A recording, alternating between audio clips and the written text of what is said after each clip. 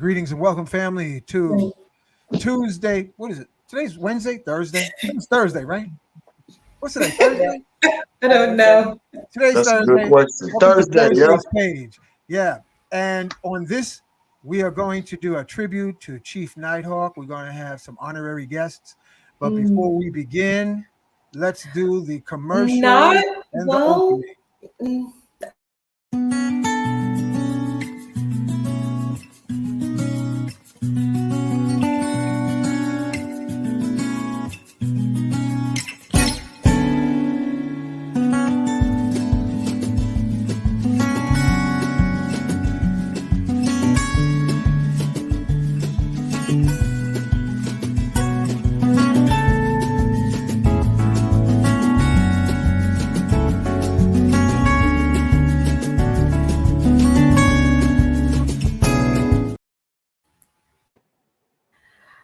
No, I have. Peace, family. I wanted to show you some of these great quality t-shirts that were designed by the brother Shaka. The I Am t-shirts. I am a generator, an operator, and a destroyer. Great quality t-shirts, 100% cotton. If you like one of these t-shirts, reach out to the brother Shaka at N as in Nancy, F as in Frank, N as in Nancy, Shaka at gmail.com. That's NFN Shaka at gmail.com. Thank you. Have a beautiful day. Here it is, family. The best soup in Brooklyn. Prepared meticulously, exclusively by the world famous Coconut Rob. Coconut Rob, what do you have in this delicious What did I do? conundrum? this awesome feast of nutritious delight. Tell us what you hooked it up with. It's a combination of a couple of things, actually. Couple looks like Yeah. a whole collage. Nah, well, the actual base of it is the great northern beans, great northern white beans, and then we did it with a whole, as you would say, a conundrum of vegetables. All right, the malanga cocoa, which I like, of course, it's a root vegetable, but it's low in starch and rich in vitamin B2. So we use that and let that kind of come to a boil in the water, and then that thickens the broth. Wow. Then we use the barrow bananas, butternut squash noodles. Also, we use zucchini noodles, bell peppers, red bell peppers, green bell peppers, yellow bell peppers. And in this one in particular, we brought some both East African and West African seasonings. We used the East African seasoning called a shiro, which is usually used with miso wet and lentils and stuff. Yeah. So it's added like a little bit of spice. And then we use the Ghanaian seasoning in there that's called shitsu, or shitu, actually. It's like a red bean. Lord have But mercy. this one is all vegan, of course. It's got a nice little spice to it. Yeah, and So- those who are sensitive to salt, is there any salt in here? Absolutely no salt. No salt. We don't use any salt. What days are you here? Well, today I'm here Tuesday. Tomorrow I'll be here too, but the soup days are principally Tuesdays, Thursdays, and Sundays. But, of course, the public demands, I'm going to probably make a small one also tomorrow as well. Excellent. And look good?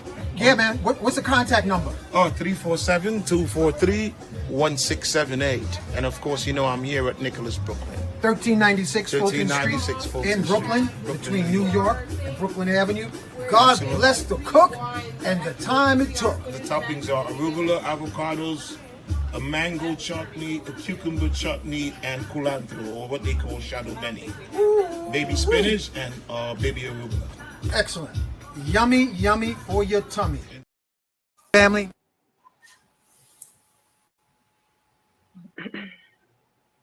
You done?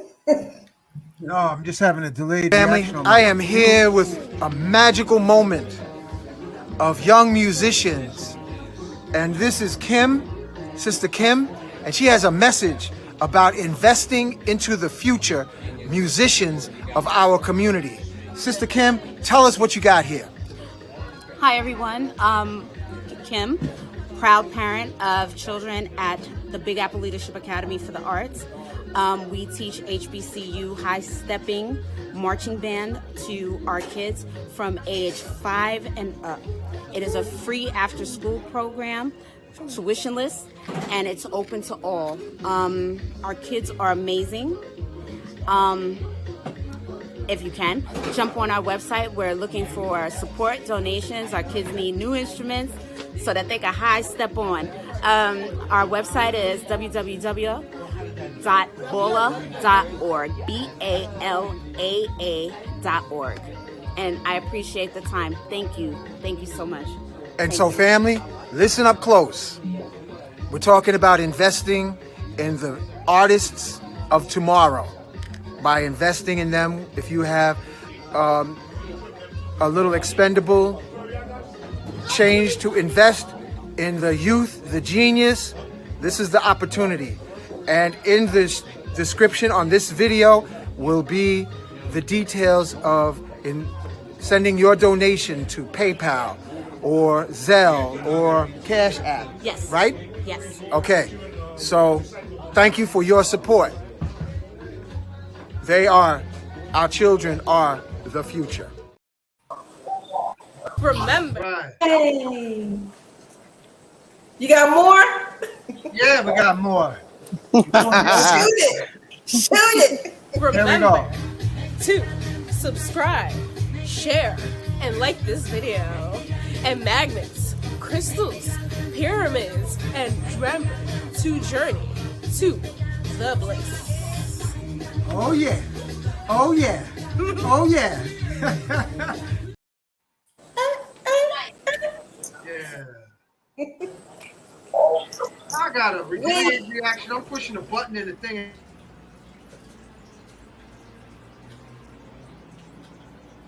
Welcome to Magnets, Crystals, and Pyramids, and Journey to Bliss.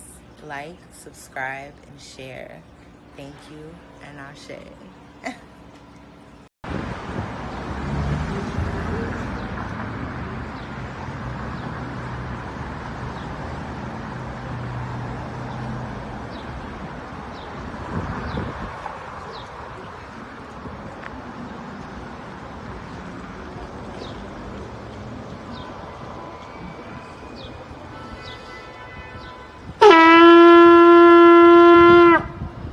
Putting out a call to the warrior in you, to the healer in you, the king, the queen, the magician, the lover in you.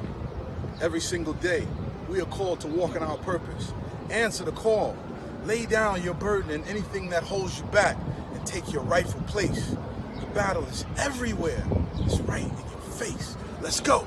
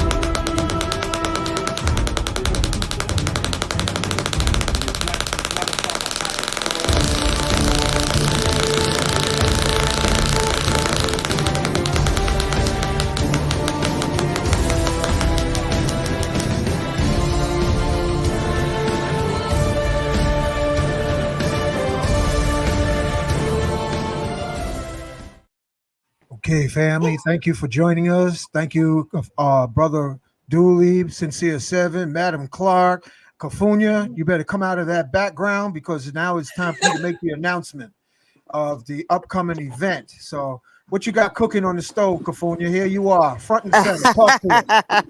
Yes, greetings and salutations to everyone. Up and coming. Well, first and foremost, I want to give thanks and praise to everyone who came to our September 30th event with the original Earth Keeper, Russ Ben, was in the building. We want to give thanks to everyone for coming to that event. That was epic. It was an epic event. And we are continuing on October 21st with our spiritual legacies.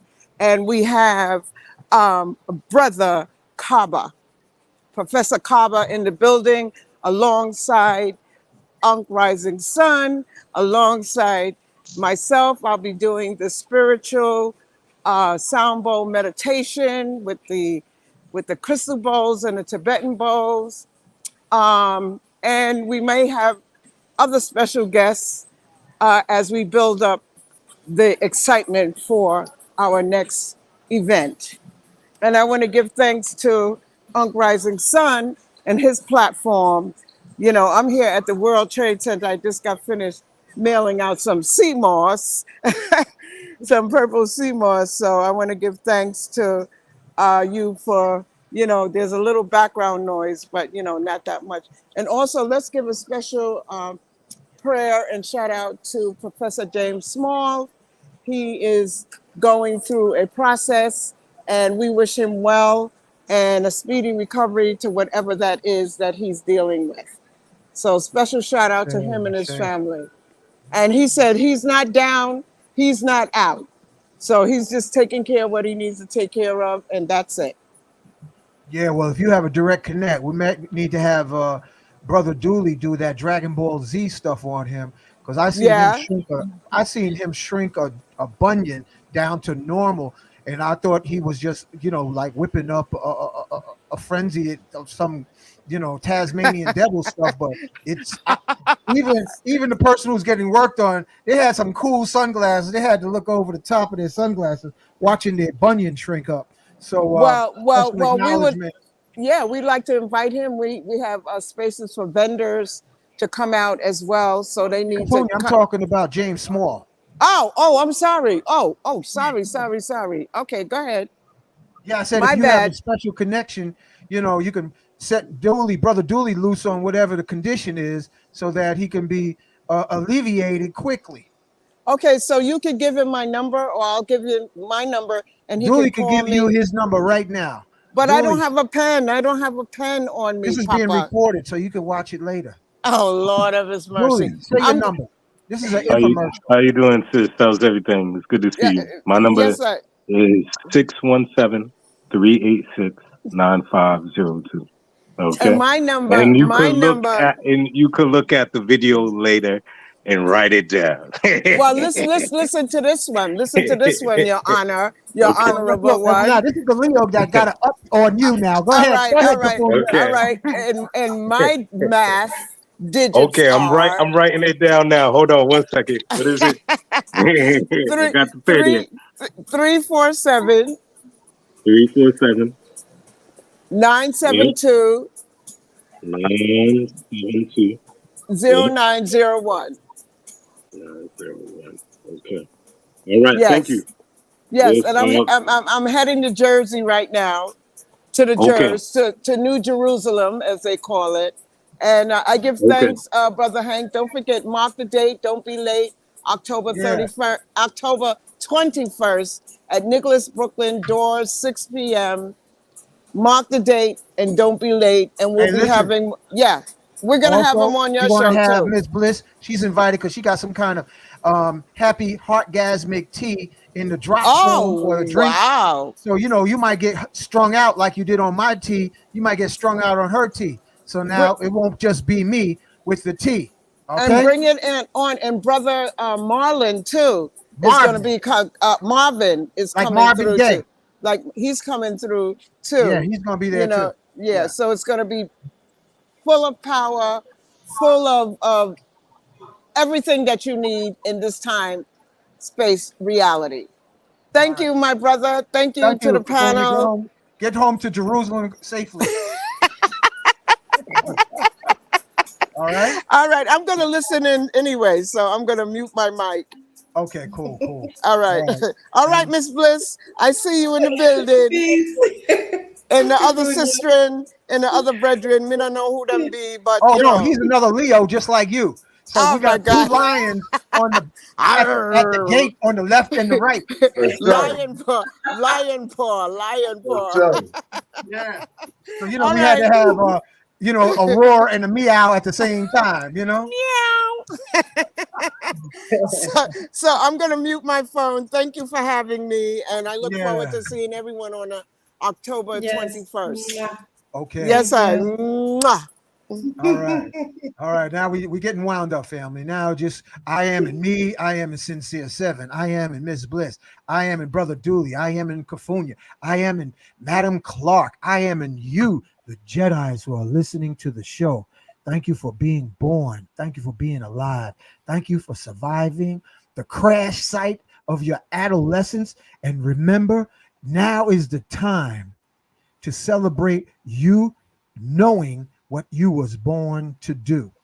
So as we individually and collectively in the spirit of Ubuntu look into our countless past lives from the time that we first left the heart of creation, we say to all souls, ignorant, fabulous, tremendously wonderful, and whatever else. Yes, I am forgiving all soul incarnations from my past lives. And I ask that all soul incarnations in my past lives to please forgive me, we. And yes, and most of all, yes, I am forgiving myself in this dream reality. And as we peel the consciousness of our heel to the now and possibilities in the future, yes, I am forgiving all dream time incarnations. And I ask all dream time incarnations to forgive me. And as I become more aware, I am master dream and dreaming in mastery. I forgive myself for the tapestry of my creativity, knowing and unknowing, seen and unseen. And we say, Ashe, Mahalo, Donada, Wado, Amen, Amen. As Yes, we invite our ascended master brothers and sisters, Enoch the Ethiopian, who became Metatron. Thank you, and we invite you. Ascended Master, the latest Christ born in the Congo, Simeon Toko, thank you. And we invite you to be on our platform. Sheikh Amadou Bamba, Superman, Sheikh Ibrafal, Superman, who flew through the air, bulletproof, hungry lion proof, fireproof, bulletproof. We thank you and we invite you to be on the platform. Yeshua, Black Madonna, Mother Mary, we invite you and thank you for being on the platform.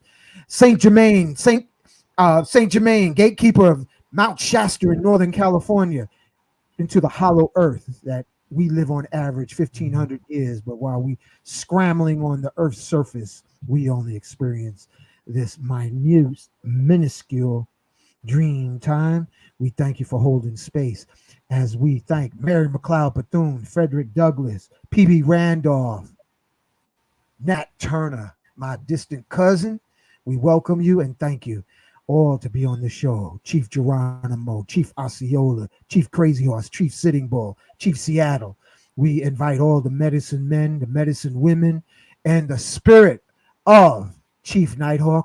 We thank you and invite you to be on our platform and guide the tempo of the show tonight and giving tribute into your life celebration. And we say together again, Ashe, Mahalo, Donada, Wado, Amen, Amen. Let's get on with the show. Ashe. Okay. So, I want to give thanks to Miss Bliss for, she actually put this show together and kind of like had me push the canoe while she was directing traffic in the pond of life. So from here out, Miss Bliss, you got the mic and I'll be cameraman and Everyone who's listening in the audience, I am so sorry. Please text in the comment section what part of the world you are listening from, because we appreciate all the Jedis in all parts of the globe. So let us know, and Miss Bliss will call you out. Go ahead, Bliss. Yes. welcome, family. So nice to see you this evening. Welcome, Daphne. And who we have there? Samo Natia? Yes, welcome. Greeting, London Blues. Yes, I remember you, London Blues.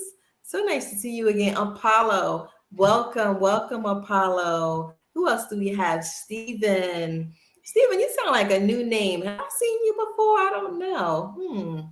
Society First. Oh, I like that. I like that name. Peace, Latifa. How are you? Welcome. Nice to see you on the show. Let's see. Daryl and Desi. Hi, Desi. Nice to see you. We got Portland in the house. Yes. Welcome, our family from Portland.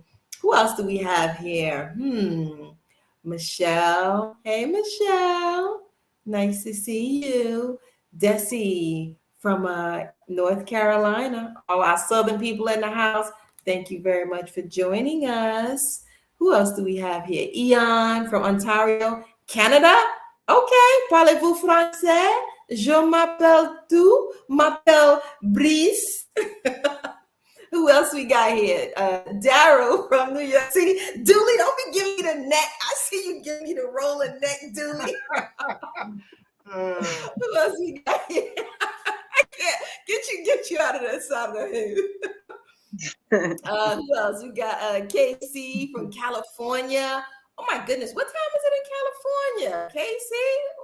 Oh, nice to see you. Stephen from New Jersey. Shout out to my New Jersey family. Yes. Who do we have? From what? Let me see.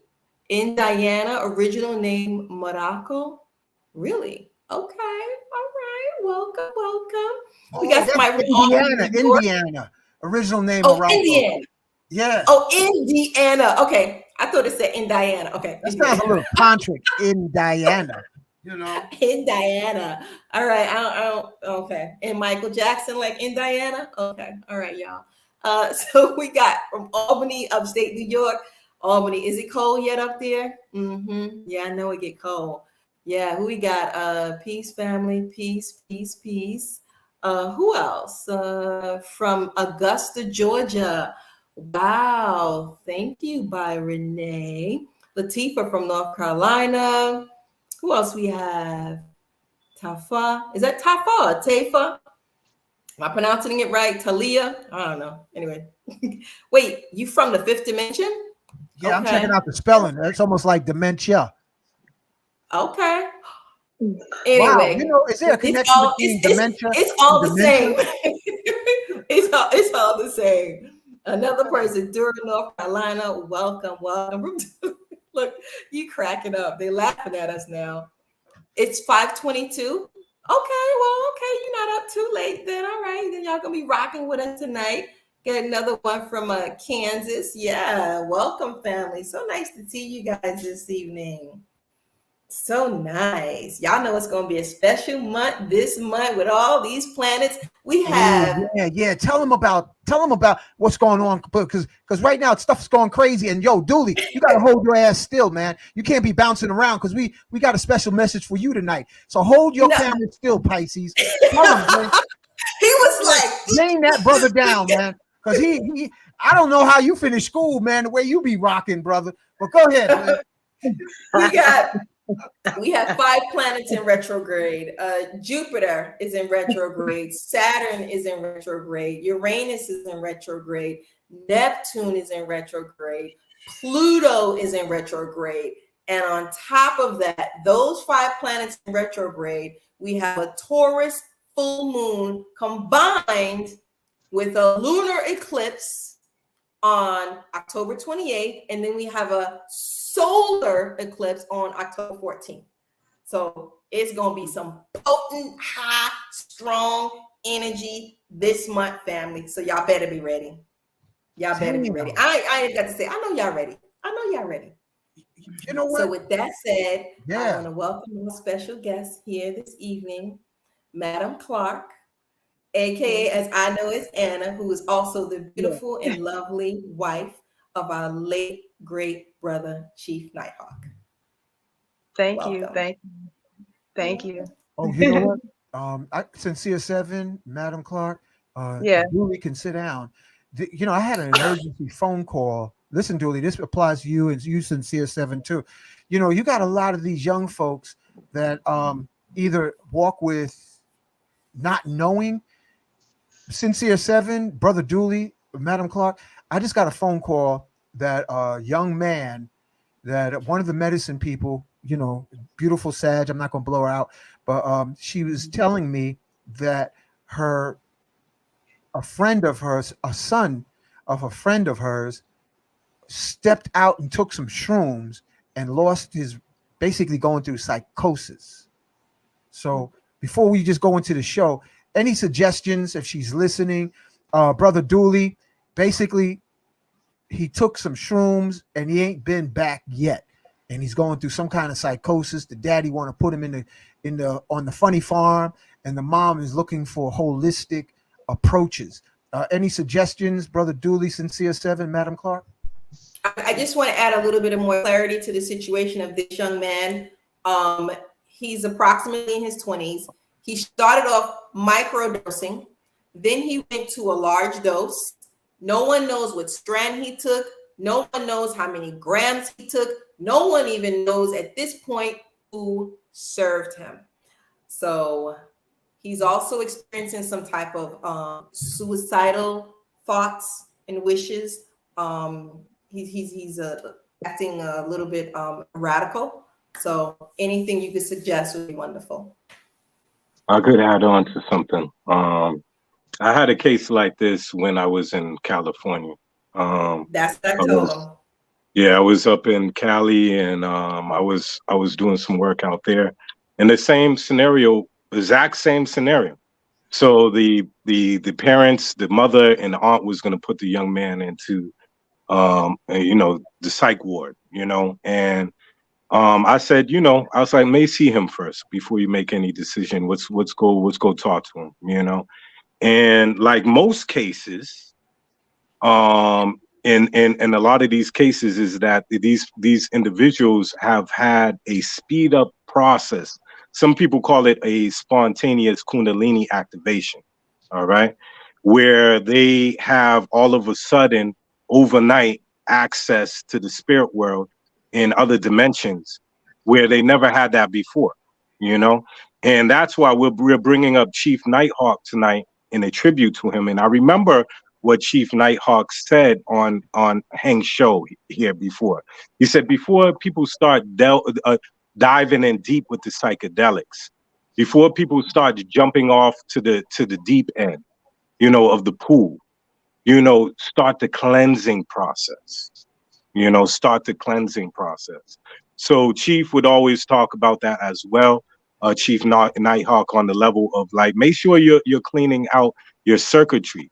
Make sure you're doing some combo. Make sure you're doing some type of cleansing for you to mentally prepare yourself for such journeys.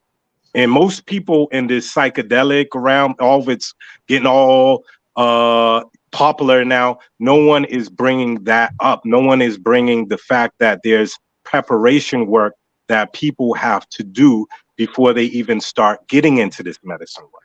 That's the first thing, first and foremost. All right. Now, since he already jumped in the deep end, there's things that he can do. All right. One thing that I did with the brother is I gave him some tools to bring home with himself. So I've been doing Qigong and Tai Chi for almost 30 years now. So first of all, I gave him some exercises to help ground himself. Key word, grounding himself. All right. I told him to go outside, put your feet in earth, start doing all the things that he go to the water. If he has access to the water, go to the water and let the seawater be able to cleanse him off so he could get some, again, grounding type of experience.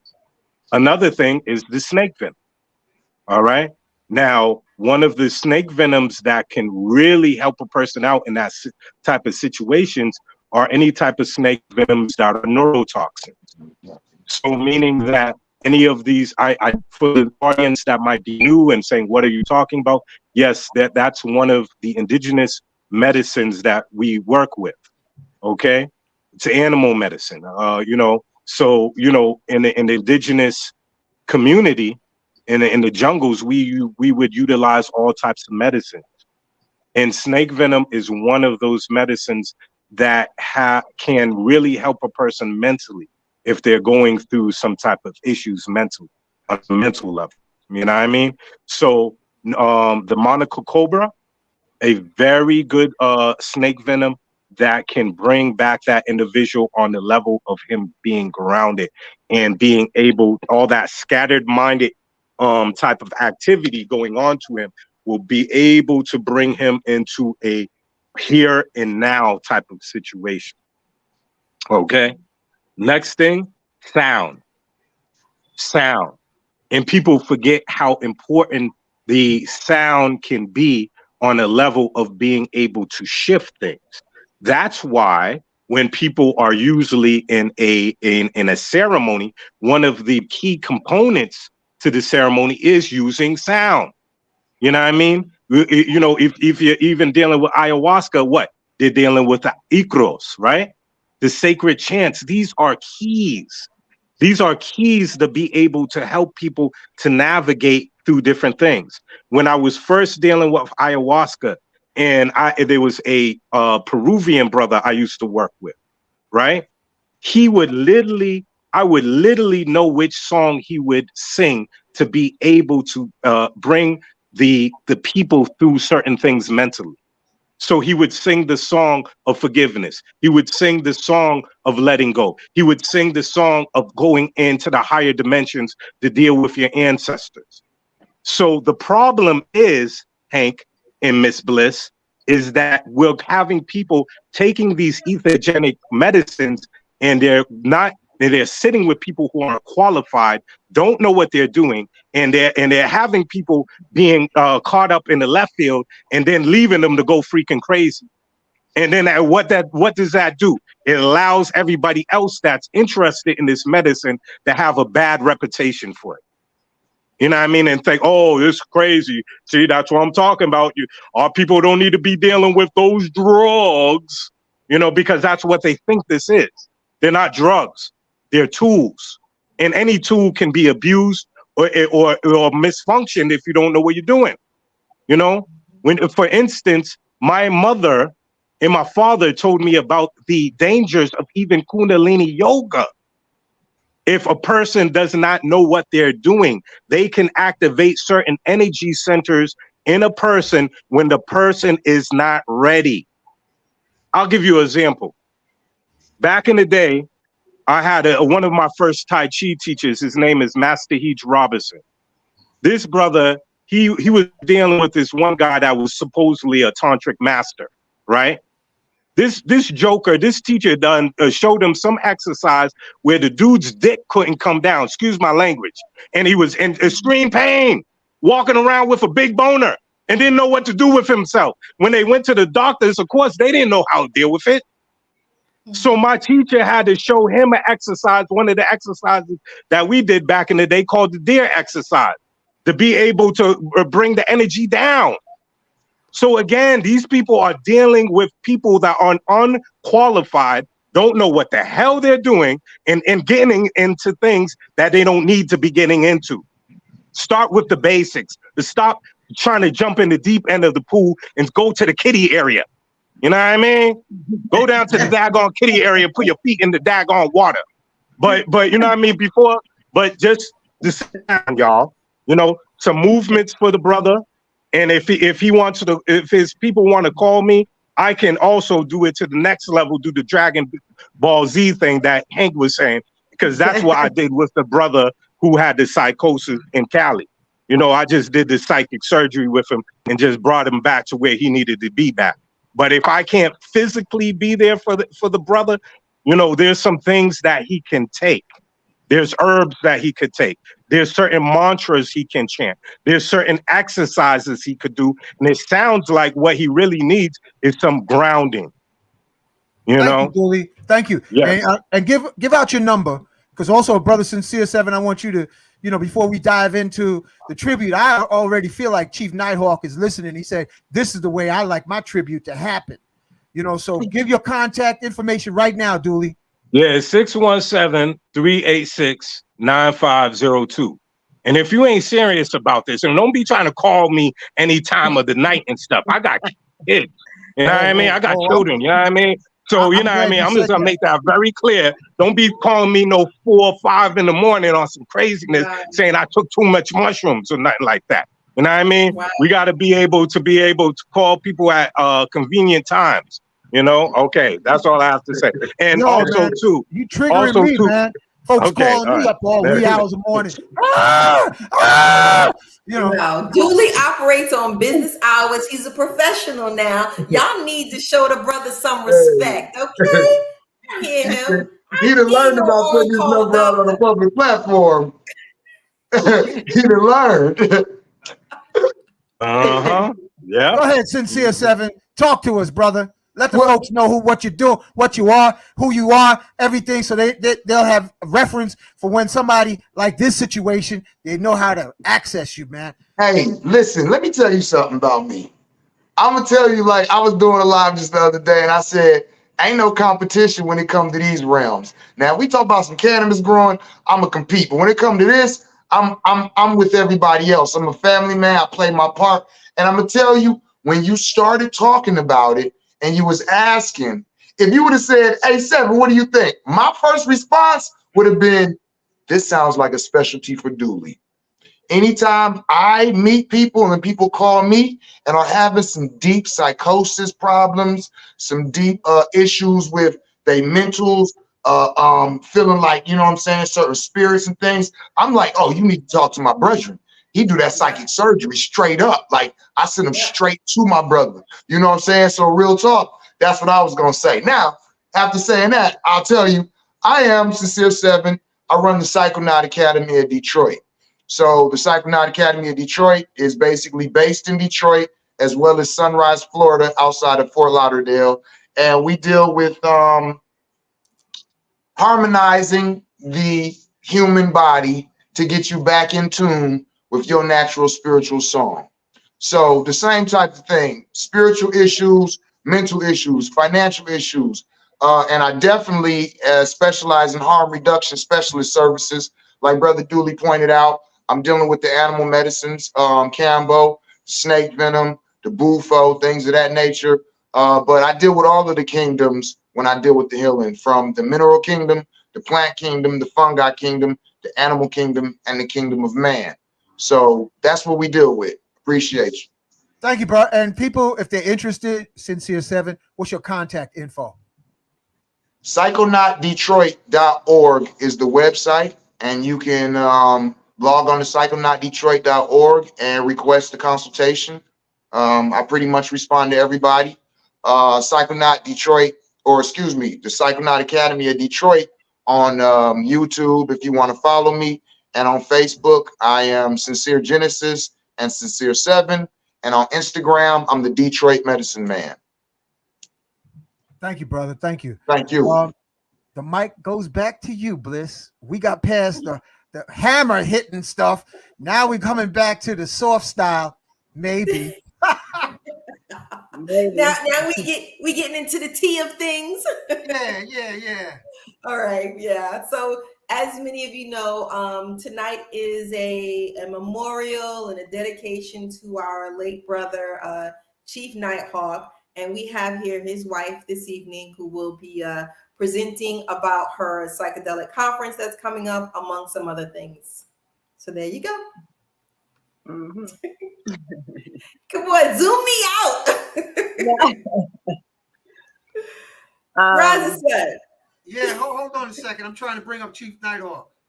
Oh my goodness. Technical difficulties, family. Technical difficulties. Yeah, it's working. I gave you the photo. Do you need me to give you another one? How's that? Shout out to Madam Clark. Hey. Beautiful photo. Yes, yes, absolutely. Yes. Yeah, this first time seeing your face. You remind me of who is it? It's a very famous vocalist. The smile you have. You sing, sister? Yeah. Tell us about you, because you look like a vocalist. You know, like you got that kind of like Sarah Vaughan kind of smile. You know what I'm talking about, Sincere Seven?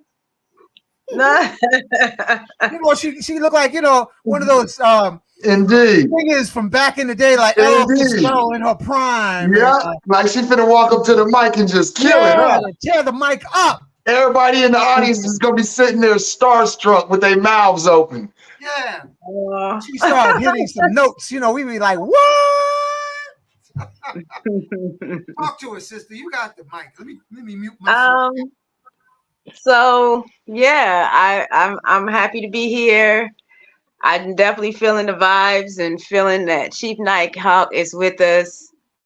I definitely know my ancestors is with me, and also the mothers.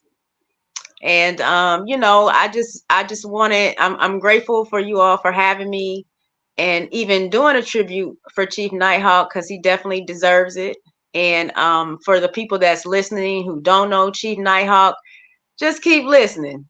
You know what I'm saying? Because I really wanna kind of share some stories or answer some questions. But I'll get the business out the way first, which is the Psychedelic and Culture Conference that's coming in Atlanta, Georgia, October 21st through the 22nd of this month.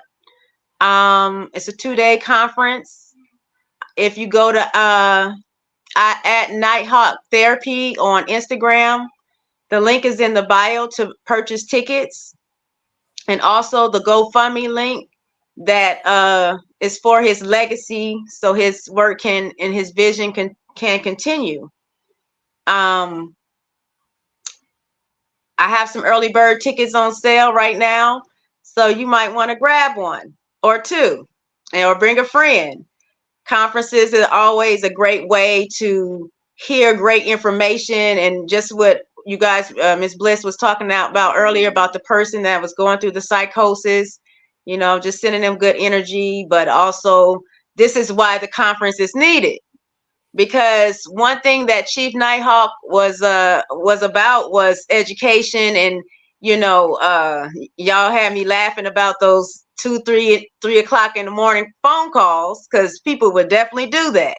But a lot of those people had no business, none, okay, doing and sitting with folks, and they ain't did the work them damn selves. And so he would always be like, why you calling me? I don't even know what's going on. You know what I'm saying? You calling me 2 a.m, disrupting my sleep, Why you doing this? Why you just didn't refer the person to somebody that know what the hell going on? Would be his response. And so I just always say, these conferences is a great way for anybody listening to this show, for you to come get educated, for you to come to get and meet people who actually do this here work, for you to actually, rub shoulders with people and network with people of like mindedness. And so that's why we're doing this here in Atlanta, Georgia. One of the last things he wrote on the black and white board we have is plan for the psychedelic conference. And when we went to the conference in Miami earlier this year in April, he had did Yopo. Duli, I know you remember this, when he had did Yopo at the at the conference. And shit, we went back to the Airbnb, right? And we went back to the Airbnb, and when he came out of that, he said, why we don't have a conference in Atlanta? And I said, I don't know. He was like, we're going to plan one. So at first I was like, I don't know if I feel like I'm up to it to do it, but I felt like it was necessary to strike when the iron is hot, and that it's needed here in Atlanta, because Atlanta is the culture. And so I want to be heavy on the culture here, exposing people to the culture of Atlanta. Atlanta is the pulse of the culture these days, whether you like it or not. So I find it very befitting to have this conference in Atlanta, Georgia, in his honor. This is the inaugural one, but we will be doing this every year. So we're going to just get better and better with it. And we'll have some dynamic speakers. We have Mudu, we have Acacia Lewis coming, and we have some other. Those are going to be our keynote speakers. But we have some other people in the lineup. We have Chief Rock Ego, who is part of the Yamasee Nation. Because see, Chief NightHawk was the official medicine man of the Yamasee Nation. So I had contacted him and I said, hey, I think the brothers and sisters need to come out and hear their history. So he said he had to get back to me or whatever. And I'm glad that he did, and he'll be there. We're going to have some vendors and stuff like that. We're going to have a, after party Saturday night. So we planning to, this is my first time ever planning a conference, but I'm a fast learner. Everything I'm doing right now has been, learning on the fly. And as Chief NightHawk would say, on the job training, and that's how he learned me. And that's how, I became good at what I do. You know what I'm saying? Because he always supported me. He did not stand for mediocrity. And so if you're out there, you're a practitioner, you're listening to this, if you're out there and whatever genre or career that you do, that's one of the things that he represented, because Chief was in a lot of different worlds. He wasn't just a medicine man. A lot of y'all listening might just know him as that. But when I met him, he was a year out of prison. So you can imagine what type of person he was at that time. And not to toot my own horn, but I had been on my path for a long time at that time, and I turned him on to a lot of different things that really edified his growth and his evolution into Chief NightHawk. And so we were doing ceremonies for years, before he started helping others. And that's why I will say to people, don't be in such a hurry to help others. You have to really understand service. Okay. I'm a hairstylist for the last 24 years. Tellus was a hairstylist for 17 years. He was also a pedicurist. He was also a Marine. So don't try to go so fast trying to prove a point. All of that is ego.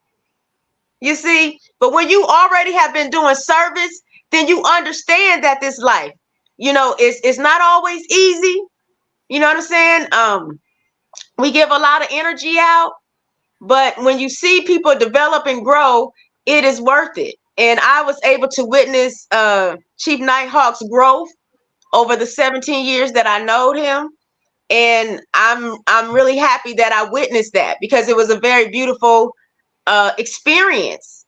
And this is just him crossing over is just another leg of that contract that me and him have, that he's supporting my efforts. He's supporting this conference that I'm having and all the things that we will do, because what the Legacy Fund is about is a marathon. It's not a sprint. It's about showcasing who he is, but all the visions that he had coming to fruition, even though he's not here. And so that is my aim. That is my goal, and I can't do that alone. It takes a village for these things to happen. Different people with their expertise to help me. And I got a lot of things in the work, because I know this psychedelic world very well. And just because you ain't heard of me don't mean nothing. You know what I'm saying? Now you're going to get to know who I am. Tellus was always a person who, he was a life path number 8. So a lot of the celebrities, a lot of the musicians that we love and all of that, they're life path number 8. And he was always the medicine man of the people. He was a natural humanitarian. He was an Aquarius. He was a natural humanitarian. Everything that he did, I was bombarded with countless of stories when he transitioned of people saying, "Oh, he helped me do this. He helped me do that." And I lived with him. I didn't know he did all that. So I just, that speaks to the character of a person that no matter what they've been through, that they can help other people. And I admire that about him, because he was homeless once before, and every time we would leave a restaurant or something like that, he would turn the car around and drop the food off to people, our leftovers or what have you. And he would be like, "Let me get this man this food," and turn around and keep going, And so he was just that type of person. What you saw is what you got. And some people didn't like that. Some people thought he was too much, but when you being authentic, you can't be worried about that. You know what I'm saying? You might want to check yourself, and maybe you need to do a little more. You know what I'm saying? So that's what he represented. He wasn't for the faint of heart. He was going to call a spade a spade. And I sometimes couldn't stand it myself. But, I learned to deal with that type of man. It's not a lot of real men left in this world, but he was definitely one of them. A lot of women don't get to have a relationship with a real man. And he stood in the gap for a lot of women, especially in the hair industry. And if anybody in the hair industry that know me, shout out to y'all. He stood in the gap for a lot of those women, because he was one of the only men that they knew that was reputable, that they knew personally a lot of the times. You know what I'm saying? And he would look out for them. If I had a girlfriend, he would look out for her. You know what I'm saying? If she was my good friend, he would look out for her if she needed any type of assistance that he could help with. And so that's just what type of brother I'll need he to was. do some workshops. Well, you could need to do some workshops, because what we see with these young women nowadays, they have really fell into a ditch as far as education, as Bernie Mac would say. They're in a bad kind of way. You need to school these this next generation, but they're running amok. And I do, brother Hank, because I'm gonna tell you, as a hairstylist for 24 years, I am basically a woman's anthropologist. I have studied this. I have asked the questions. I have heard all the stories that could be told that women can tell. And I have dealt with different ages. When I was 22, when I first started, I hung around ladies that was 50 years old plus. And they pulled my coat, you know what I'm saying? And I wouldn't be as wise had I not been a hairstylist all these years, because it let me have an inside view of how the consciousness of Black women really is.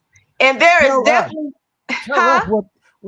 what's the state of affairs according to a hairstylist as yourself? What's going on out here? Because ain't nobody else know. And you sound like you would definitely go to the beauty parlor to find out, like the brothers go to the barber shop. Absolutely. And a lot of times they get mad at me because I'll be telling them the truth. You know what I'm saying? And that is my duty, and I'm gonna do it. I don't care if you get mad at me. I'm not gonna agree with you because I have a vagina too. Right is right. And then it's even bigger than that. You gotta have accountability. So and that's not easy. Go on, testify, sister. I had my struggles with that too, because I come from a very strong-willed, strong-minded mother, and I got a bunch of sisters. You know what I'm saying? And I had to work on that. But after I dated several men and they kept telling me the same thing, I knew it was me. So I had to do some unpacking about why I could not admit to who I am, or who I chose to be, or how I showed up, or what their experience was of me. And so Chief NightHawk was definitely a part of that. You know what I'm saying? Like, you know, when we first got together, we used to go back and forth all the time. And I remember I met this old man one time, and he said the women control the temperature in the room. So if it's too hot, if it's too cold, that's on you, sister. And it's true. It's true, you know. So you can't. And what a lot of sisters is doing is pointing the finger. Why is it too cold in here? Why is it too hot in here? Well, sister, you need to go on and control the temperature. Now I got a question because I gotta stir this up. What is it with these women that don't appreciate brothers who try to assist them? Can you tell what's the psyche of the broken-hearted, wounded souls of our sisters here in America? Drop it on us, Madam Clark. Well, and a lot of them don't have daddies. Woo! So there go the biggest problem. And if they do have a father, they ain't trying to work on mending that relationship so that they can be better women. Woo! And so that's something I know from personal experience. You know what I'm saying? I when I was 18 and I was in college, shout out to CAU, you know, I remember writing my father this long letter of how I was so mad and this and that. But then the thought came to me, like, maybe you need to hear his side of things. Maybe you need to listen to what he felt in that whole circumstance. And from that point, I have worked on my relationship with my dad, and I love my dad. I just seen him a couple of weeks ago. He really looked out for me when Chief NightHawk passed. You know, it's priceless. Now, is my father all the things that I think a father should be? Hell no. However, what good he does have, I am here to receive. I am a lot like my father, and so that has really showed up in my life. It helped me become a better woman. I understand that men are different than women. I understand even my daughter, Chief NightHawk, has a daughter, y'all, and because she knew how to deal with her father, she gonna know how to deal with any type of man. Wow. Because he learned how to deal with a strong-minded man. And one thing that if you got a daughter and you listening and you're a brother and you're listening, do not let your daughters manipulate you. Don't let them do it. Because see, you got a lot of grown women doing that, right? Oh, hey, how are you? Let me push my breast up. All of that there. That don't work on real men, ladies. It don't work on real men. I've seen that happen time after time. Like, I saw this little girl come in my house, special shout out. I ain't gonna give them the names. And she cranked my cat, my male cat. She just put the woo, woo, woo. So y'all sisters got some magic. It just needs to learn to be cultivated. Absolutely. Because I got a brother that can't manage his girls. I know somebody else who got girls, and it's just it's wild out here. It's wild. Go ahead. Yes, because please continue. One of the things that men have to understand and do is that you have to stand in your masculine when the woman gets emotional, even if it's your baby girl, so that she can learn that, oh, I could do all this crying and complaining, and he's just steadfast. So when all of these men out here going into their feminine at the wrong time, and you go into the emotions with her, now it's really going bad. So when you stand in your masculine, a lot of women, they don't know what to do. They're like, what did you hear what I said? Are you listening? You see what I'm saying? But the brother is holding the space of being calm. The brother is holding that space. Ain't nothing to say. Let her get all that out. You don't have to join her on that hill. And so both parties can learn how to deal with each other by being just respectful. And then women have to just be quiet at certain points in time and let the man express himself as well. Because after all, we are raising the men that raising the boys that become men. So if we got a problem with the state of men, we have to really look at what we're doing in our households when we're raising our sons. Because I'll tell you, I have a son who is 15 now. And when he was born, I was 30 years old. And I knew for sure that I had to definitely check myself. I had to really check myself because I did not want to be one of those mothers that I used to see in a laundromat when I had no wash and dry in my house, you know, cussing their child out, getting all in the boy's face, slapping them, hitting them, punching them, calling him out his name and emasculating him essentially. You that is not your right because you had him to do things like that, women. It's not your right to do that. There are so many tools that we now have that you can utilize. You can read a goddamn book. There's so much content out there for you not to have to do that because your children are you. Bliss, So I think you y'all doing need to that stay to in do? touch. You and Madam Clark need to stay in touch because y'all got some work to do together. I'm gonna tell you now. That's what I'm gonna leave it very generic. But you and Bliss, y'all from the frequency tribe that's missing out here right now. Right now. Y'all need to be y'all hear what I'm saying, Duli? Sincere. I agree. I agree. I told You're you. right, huh? You're right. I didn't kick it with Madam Clark. I had the honor of having some conversations with her, and I was amazed at what she was saying. She had me outside of my apartment jumping up and down like, oh my goodness, you need to teach the women in my community. Oh, yes, yes. Hey, and she ain't taking no sides. She's just telling it like it is and being real. No, because I'll give you an example. If a man come up to me and try to holler at me and he got his whole ass out, guess what I tell him? Boy, you might have had a chance if your ass went out. And guess what he does? He start pulling up his pants. He like, oh, let me pull up my pants. Let me go get my belt out my car. Immediately, he was trying to shift that whole thing. And that is representative of what women have to do. You have to demand that the man step up to the plate. But you cannot be in shambles as the woman yourself. But in Atlanta, I see it every day at high-end restaurants where you got a man with his whole ass out with a very beautiful woman. So if the woman gonna accept that, guess what? The men ain't gonna shift. The men ain't gonna do nothing different because we're accepting too many things from ourselves first. Bad behavior, cut it out. It's bad behavior. And if your girlfriends is amen in that shit, get rid of them too. My circle's small because people can't. I got 3 blood sisters, and you know what I'm saying? And we worked all that sisterhood shit out when we were kids. So I know what real sisterhood is. I've been working with women for years.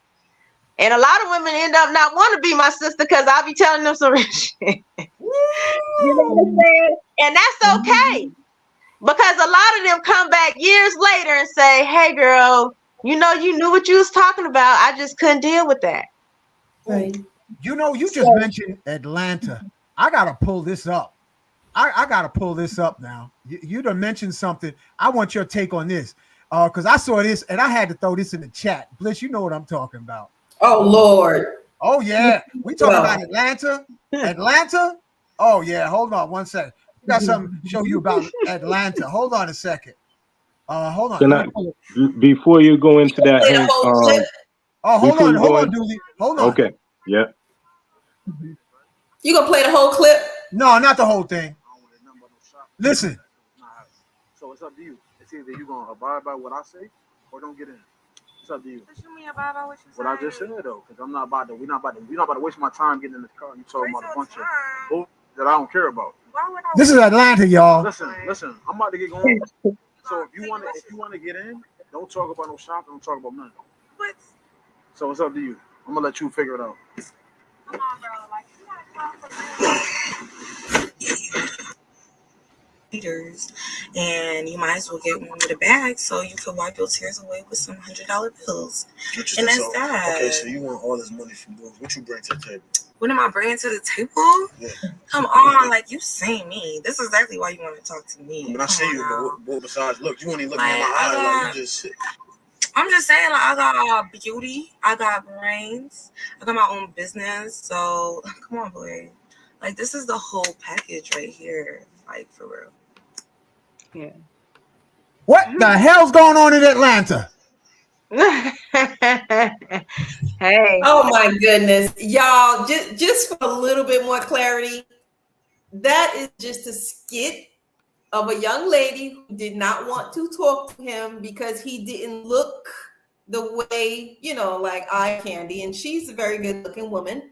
But when she saw him walk to his car, you know, sometimes women are attracted to the luxuries that some of the men may be expressing, and it's a very expensive car. So that's when she said, okay, you know, you might be somebody I might want to kick it to. And then she was trying to get information as to if he would spend money on her, a nice restaurant, take her shopping, etc. Look at Duli face. Duli's like, what the hell?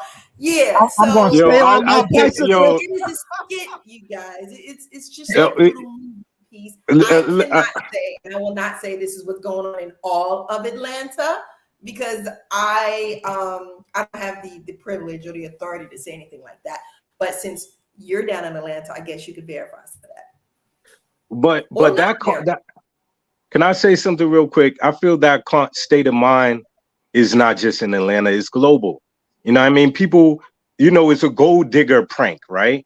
That's what it's, you know, and I've seen some of the gold digging pranks, and like, it's the same thing. We're talking about materialism, all right? But there's nothing wrong with having good things and all that. But if your mindset is just, I'm just going after this man, or you're going after this woman just off base on what they have, then you're playing yourself, as J. Rue the Damager would say. You know what I mean? We're talking about real relationships. We're talking about real connections. That's what Sister Anna Clark was saying to y'all, trying to remind y'all. That's what she was saying, even working in the beauty industry, where the real wisdom was being passed on how it means to be, what it means to be a real woman. That's what even Hank was saying goes on in the barbershop, when you had the OGs that would really school these youngins while they're getting their hair cut.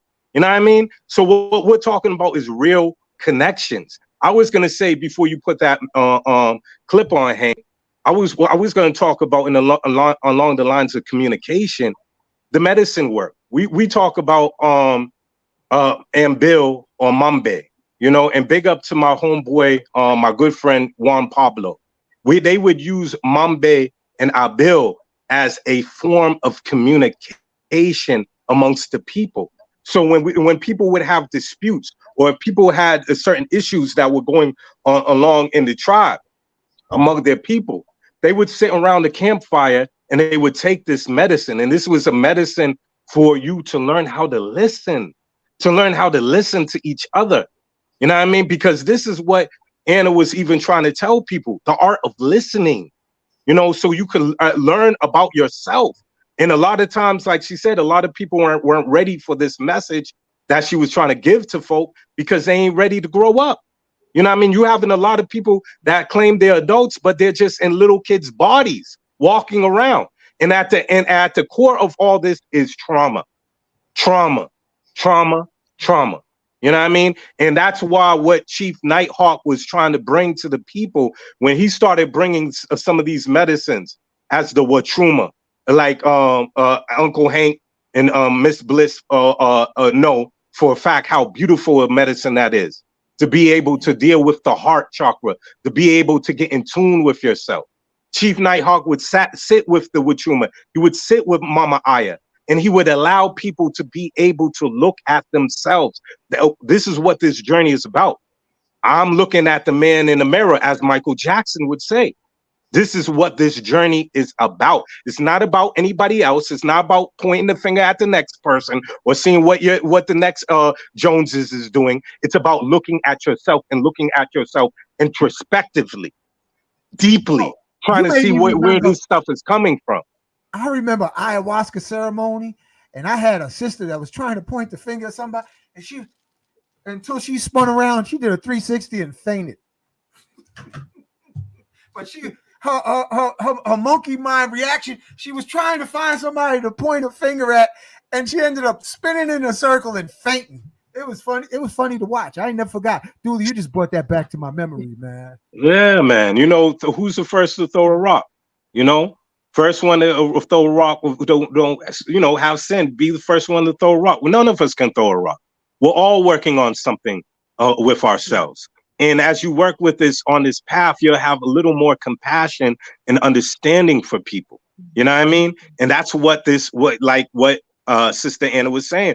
This is about service. First, learning how to be able to serve the people, being able to learn how to hold space for people. You know what I mean? I spent many years in New Hampshire just being in ayahuasca ceremonies, not wanting to serve nobody, just learning how it means to sit and hold space for people, how to listen to the most subtlest things, what a person might need in that moment. You know what I mean? And those things are very important along the lines of medicine work. And that's what that Chief NightHawk, that's what he was about. You know what I mean? Real side note, real quick to let you know, I'm not going to say the whole thing, but Chief NightHawk came to me the other day. The first time he came to me, it was like a radio station distortion. I could hear him, but I couldn't hear him. And he kept on saying, say this to Anna. He kept on saying his wife's name, Anna, Anna. I was like, yo, I can't really hear you, bro. What are you saying? You know what I mean? And then he came to me the other day, Hank, right before I'm about to go to pick up my children from school. And then it came through so clear. I knew this was him talking to me. You know what I mean? Because I know how my brother talks. You know what I mean? So he was like, yeah, tell Anna I'm good. I'm in the 8th dimension. This is what this brother is telling me. You know what I mean? And then he started coming in there talking about some personal things about the Yingmen Zoo. You know what I mean? So this people was still accessible, and I wasn't on no ethogens or nothing. It's just that I was in, as you do this work more and more, these natural abilities that we all have, you know what I mean, are accessible to everyone, happens when you do the work for yourself. Plain and simple. You know what I mean? You're supposed to have telepathy. You're supposed to be able to interact with your ancestors in the spirit world. Most of us do these medicines because most people out there, their pineal gland is calcified. Let's just keep it a buck. We don't even know the extent to what we can do because we're so shut down. You know what I mean? Mm-hmm. That's why when people do take psychedelics, it's like, oh my God, there's colors that haven't even seen. That's not even in this 3rd dimension. Of course, there's sounds that you can't even hear. You know what I mean? All kinds of things. But as you work on yourself more, you have more accessibility to these things that are your natural birthright. Yes. Yo, Duli, you done touched on something because while you talking, it made me think of me and Bliss talk from time to time, and I'm starting to see there's a lot of parallels between these sacred herbs that people call psychedelics and tantra, and the reactions of people are sort of like parallel, like they lose their rabbit ass mind, don't know how to act. They don't know how to act with tantra. Like if a sister give a brother the woo woo woo, he starts acting like a rabbit ass fool. Or if a brother gives the tantric woo woo woo, the sisters start bugging the funk out. Or the same thing with psychedelics. Why is it such a parallel? And I'm throwing this to you, madam. Brother, before you say that, crazy. We all need to have a straight jacket with a C on it.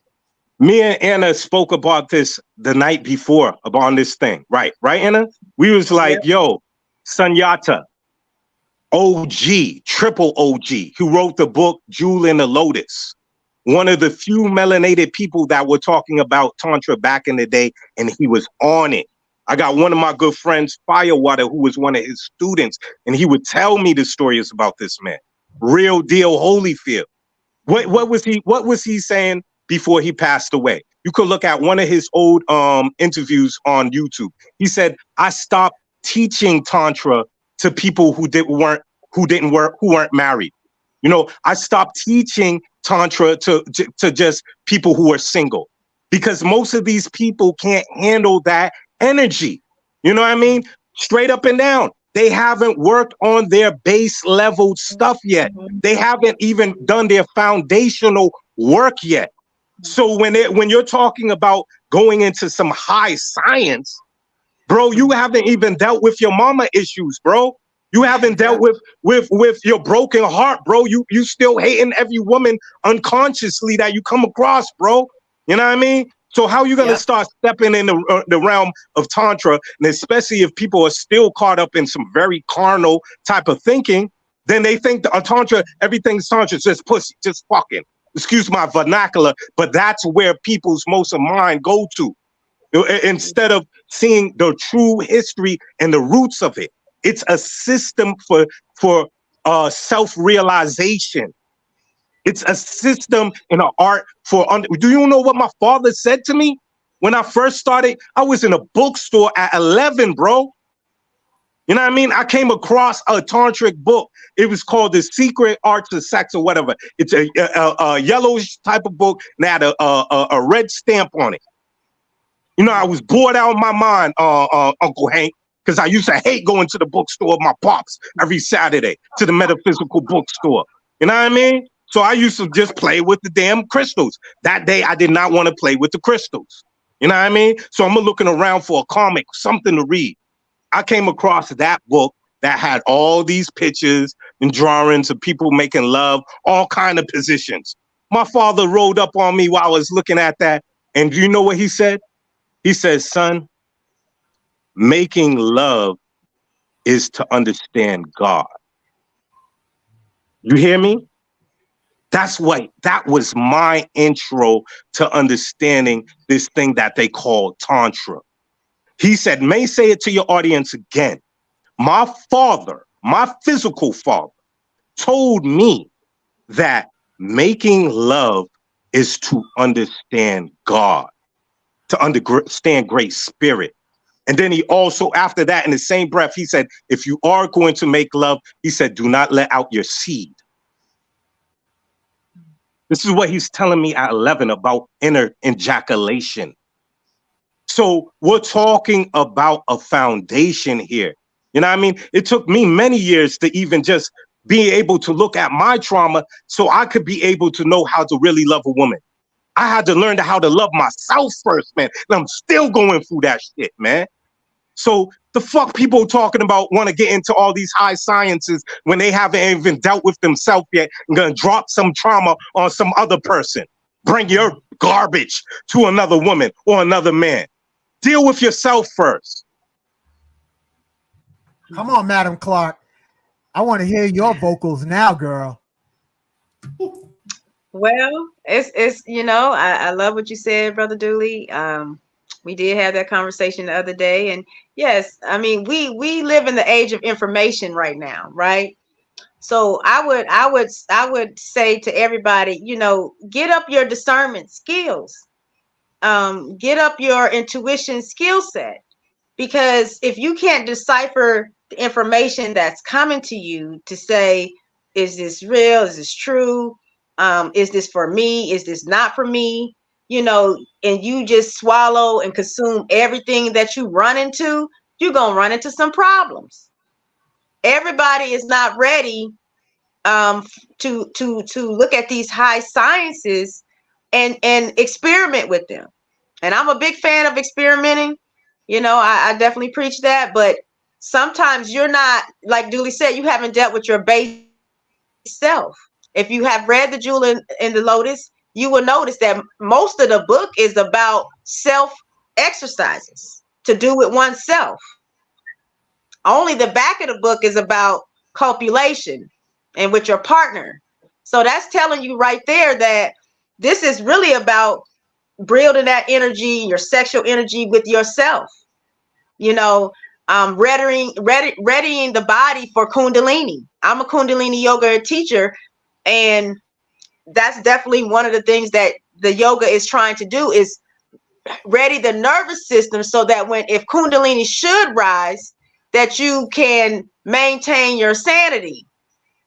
Oh, because Madam Clark, you done started something now, girl. How because many a of lot of our times, folks out there with Kundalini psychosis?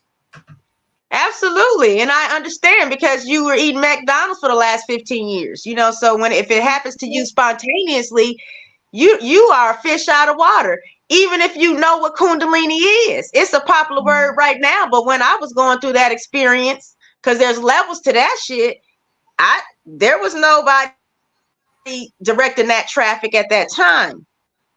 So a lot of times, you know, you either need to find somebody that knows what they doing, or you just need to wait till you get to a better place to dabble, because there's a lot of dabbling going on right now. Oh, I'll take a little this, take a little that. Oh, I'll mix this up and put that together. You don't even know what recipe you cooking up. But then nobody wants to deal with the end result, right? Everybody want to say, oh no, catastrophe is happening, you know? So you definitely want to get your discernment up, because if you run it in, I tell my kids this, unlike me, they got the internet. I didn't have the internet when I was a kid. You know what I'm saying? I stayed at the library. I was an avid reader. I didn't grow up with a TV.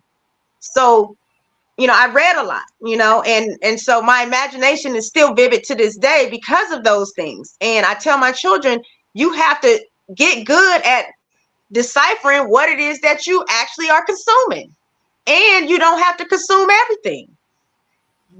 You know what I'm saying? Just because all that food is on your plate, you ain't got to eat all that food. So, you know, you gotta listen to your body. You gotta listen to your consciousness, even when it comes to your mate. If that ain't for you, let your mate do that, and you wait till that thing calls you. I always tell people, wait till the medicine calls you, because you'll do a lot better than just doing what's trendy, just doing what the next person is doing. You find yourself in a conundrum sometimes because you ain't being true to yourself. That's what was written in Kemet, was to thy own self be true. So when you're off that road, you could definitely bet that you're going to run into some things that you could have avoided. So you know, that's what these medicines really are about. It's certain. I've never done bufo. You know, somebody might say, I mean, tell us all, you know, he has bufo. I've never been called to do that medicine yet. And I'm okay with that. You see what I'm saying? Just because I have it don't mean that I need to jump off the porch.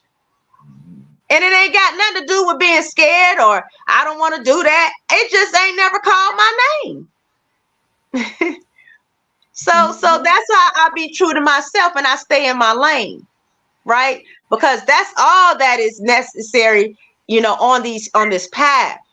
And that's one thing that Chief NightHawk did. He stayed in his lane, whatever lane that might have been. Because one thing about it is that he was a Marine, and he would always tell me, you know, when I say something to you, I don't need you to be giving me all them questions and stuff like that. If I'm being dead serious, I need you just to respond and move, because it might be a life or death situation where I ain't got time to explain. So that was something we always worked on, was like we had you know, different looks between us that we would give during ceremony. A lot of times in ceremony we would be just quiet. Sincere will tell you, when we came to Detroit, you know, yeah. But we spoke intuitively to each other a lot of the times.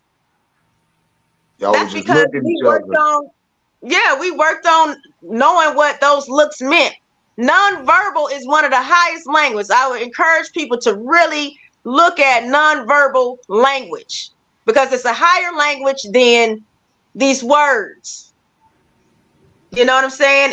And especially women, because that's how you choose your man. And going back to that a little bit, but that's how you choose your man. It's a nonverbal conversation. And men, contrary to popular belief, men are very good at looking at nonverbals. So much so sometimes that it gets them in trouble. Could you share a little bit? I remember when I was we were talking on the phone, you were saying how deep your relationship was, where other women were welcome to come to the house because you knew that he needed to have those relationships, because we have a lot of sisters out here who would not even entertain the idea of having another woman at the house with their so-called man.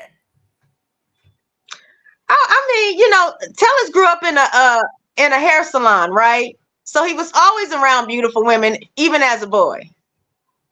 And he was at a hair salon. He was the only man there. He was a straight man in the hair salon.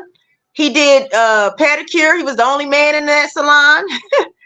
So he was always around women. And I know he loved women, but I knew he wasn't no hoe. You know what I'm saying? I know that. And so some men do hair and you know, they so enamored by a woman that at the end of the week you ain't made no damn money. Because all the women done asked for discounts. And you done gave it to them. So with Tellus, you got to pay him all his money. He don't care how fine you is. You still here's the price. And he used to hit them hoes over the head with the price. So that he was not gonna come home short talking about he can't pay this or that. Not to me. And so he played his position is that he understood very well that the men the women chose the man. He understood that. And a lot of women, they don't understand that. I'm not choosing nothing. They supposed to come and find me. Well, honey, you could wait. Be waiting on the 12th of never, as my mama would say. You know what I'm saying? Ain't nobody coming to your house like Amazon to deliver no man. And most women are in love with the invisible man. I think Disney did them a doozy. Well, even if you ain't watched Disney, everything is telling you, whether it's the church, whether it's society, whether it's your teacher, your preacher, everybody is saying the same thing, that he that findeth the wife findeth a good thing. Yeah. But she the one that's gonna initiate this whole thing. Unless a man is gonna rape you, you're the initiator, ladies. Sorry to tell you. So that, you know, I teach about how that all works. I ain't gonna go into it here, but it's a whole science to the art of attraction. It's a whole science to it. You know, this is what I'm teaching my daughter. I'm fast forwarding my daughter right now at 12. So she don't have to go through all the shit that I had to go through and learn the hard way, the backwards ass way, and how I came up. Because then nobody showed me the game. And there's not a lot of women showing the women the game at younger ages so that they could be more successful. You know what I'm saying? So that choice paradigm is very much what's out here, but we're not operating in it. And so that's why the lines get crossed a lot of the times, you know. But I would allow Chief, I would say, I always tell people, I'm not Shaka Khan. I am not every woman. I don't want to be. You know what I'm saying? And so if you deal with me, you better have some girlfriends that you can chat with, that you can, you know, hang out with, because I have things I like to do. I might not always be available in every capacity, and I'm not trying to be. So I allowed him, you know, and I won't even say allowed. He grown. That's why. He grown. I'm grown. That's why. And so we don't own nobody. You know what I'm saying? Whatever you decide to do, whether it's in the dark or the light, you gonna damn do it, because you're grown. Exactly. And so you can fight about it all you want, but it ain't gonna change the parameters of the situation because you don't like it. It ain't gonna change it. So a lot of women would be like, you know, in the basement of my house, you know, they'd be down there talking for hours. Hell, I encouraged it because I knew that a lot of women needed to have interactions with real men. A lot of the real men are dead or locked up in jail and maximum security. Matter of fact. So ain't a lot of real men out here. It's a lot of men who are beta, and I don't want to say is beta, being a beta man is wrong, but a lot of times the woman don't get the experience of being with a man that knows his masculinity well, who provides that energy for her, that she can go into her feminine, that she wants to. Because here's the deal: when you're around a man like that, you would be embarrassed to be in your masculine as a woman. When you're around a man like that, you'll be embarrassed because you'll be like, I don't want him to see that, you know. I remember I had to learn too. I remember when I first got with Tellus, and we were riding in the car and something happened to the car. And so I opened my door to try to get out with him to look. He said, what the hell is you doing? And so I said, oh shit, I caught myself. Like, that's my programming. Because I had dealt with men where they said, you need to get out here and help too.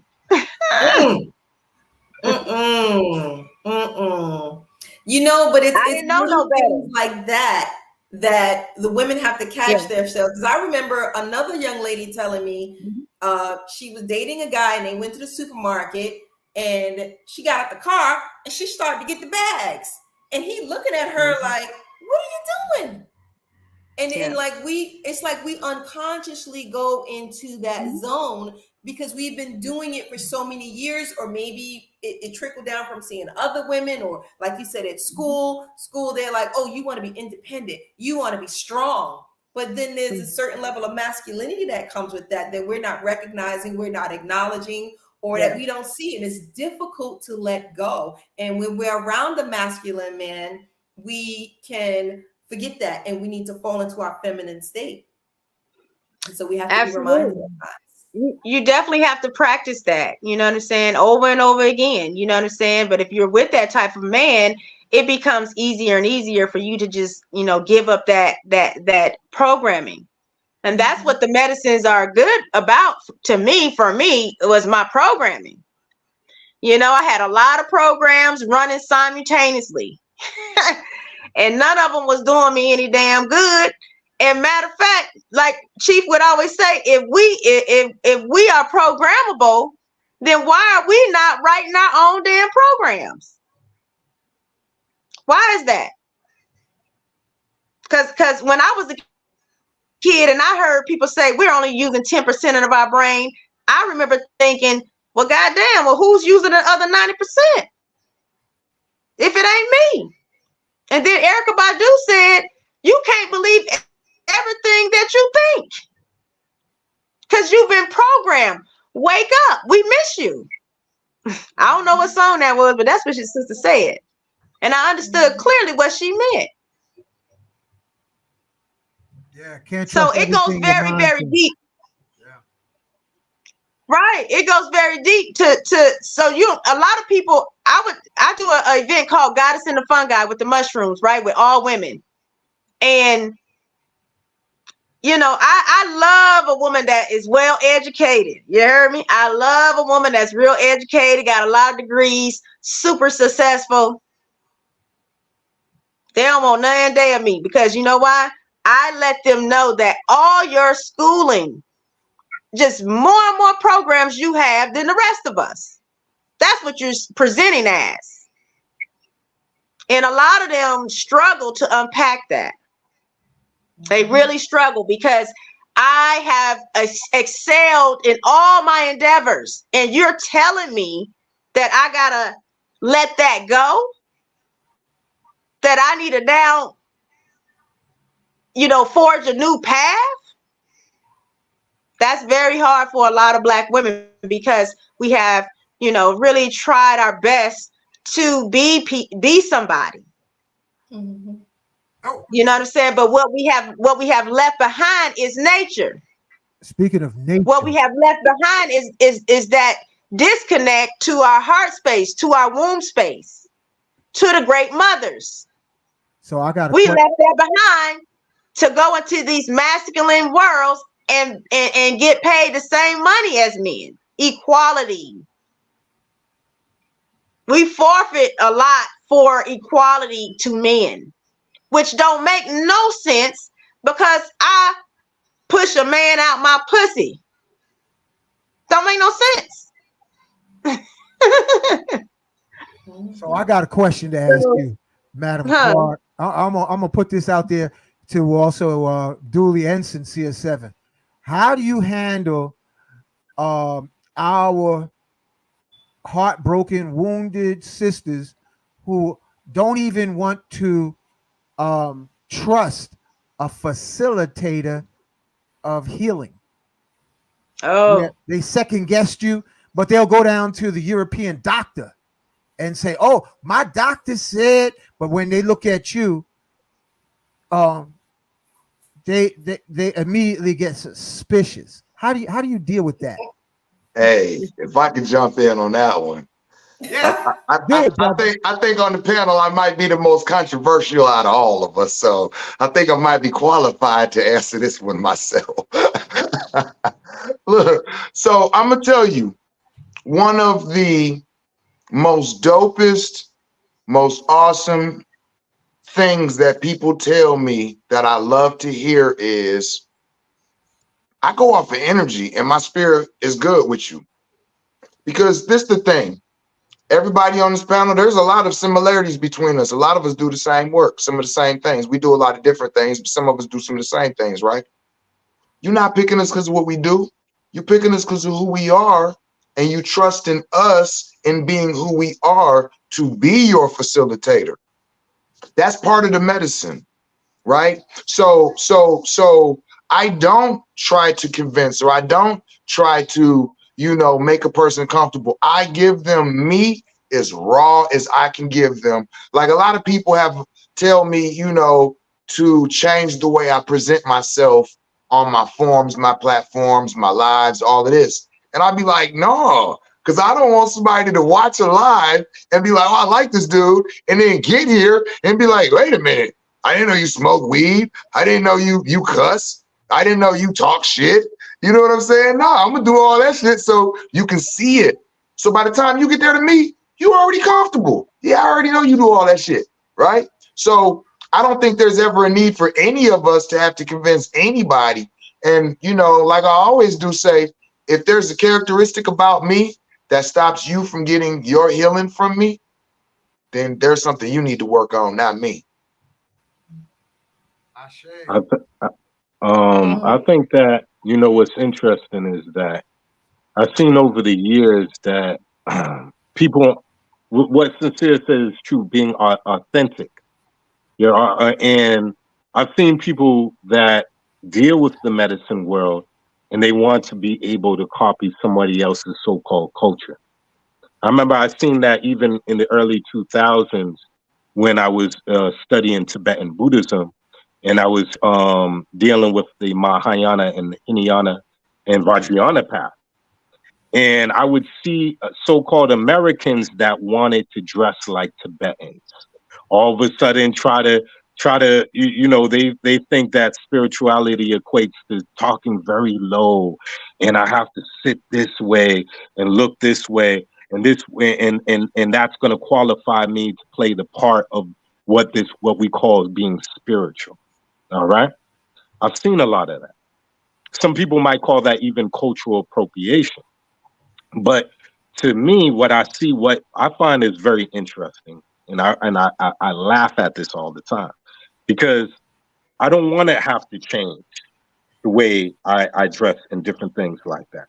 Sometimes when I'm in ceremony, I might just put wrap a t-shirt around my head, you know what I mean, and do my thing. But this is my style, And I've seen people that were around the world, traveled around the world in the deepest of jungles, and sat with a brother, not to toot my horn, but like, yo, you done did some things. I went around the world. You done did some things with your energy.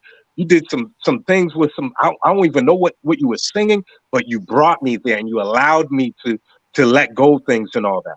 And a lot of these things I weren't trained to me.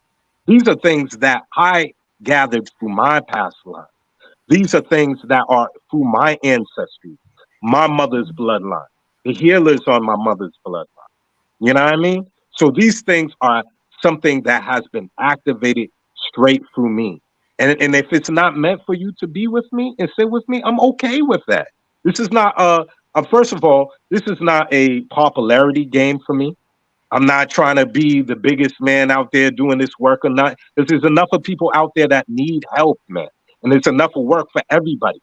You know what I mean? So it's like, my thing is this, it's like, if it's meant to be, our paths will cross. You know what I mean? And that's how it always been. You know what I mean? That's how it always been when you come across friends and people that you come on your path, even teachers that come on your path. You know, this is your own destiny, your own fate unraveling right before your eyes.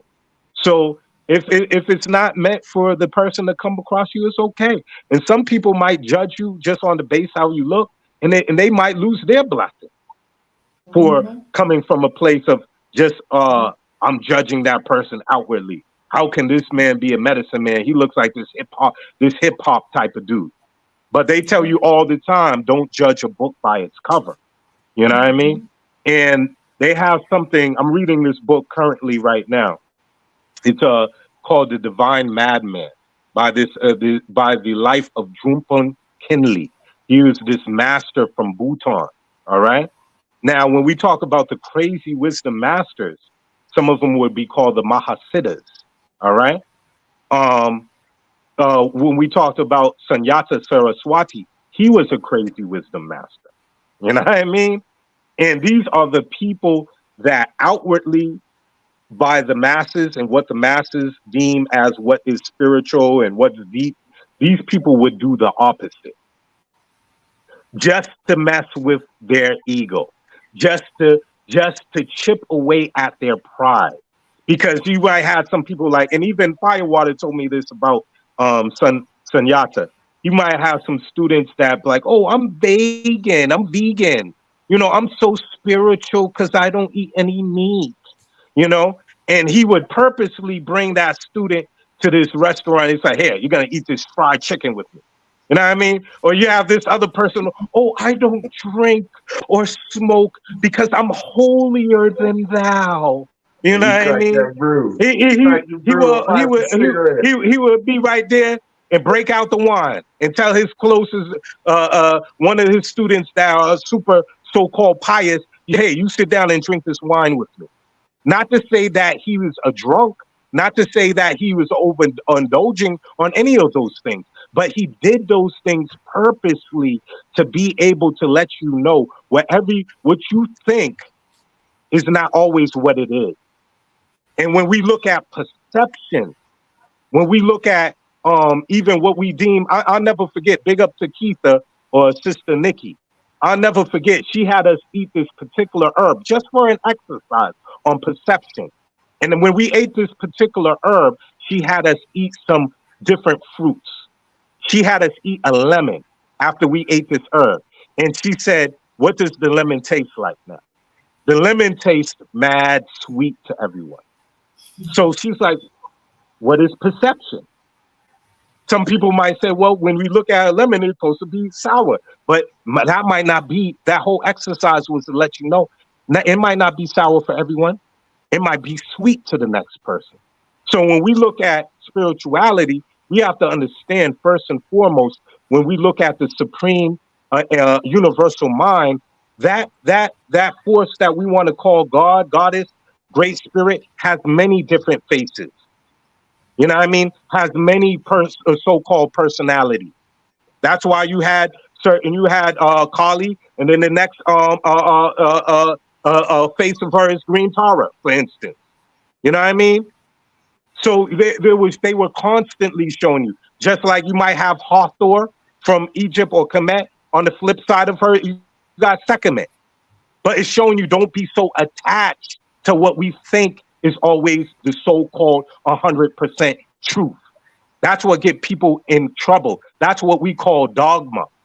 And that's why so many people have been burnt at the stake and killed over so-called religion, that they felt this is the truth and 100% truth, and that's it. If you don't accept Jesus or Muhammad or whatever, you're going to go down in hell, and that's it for you.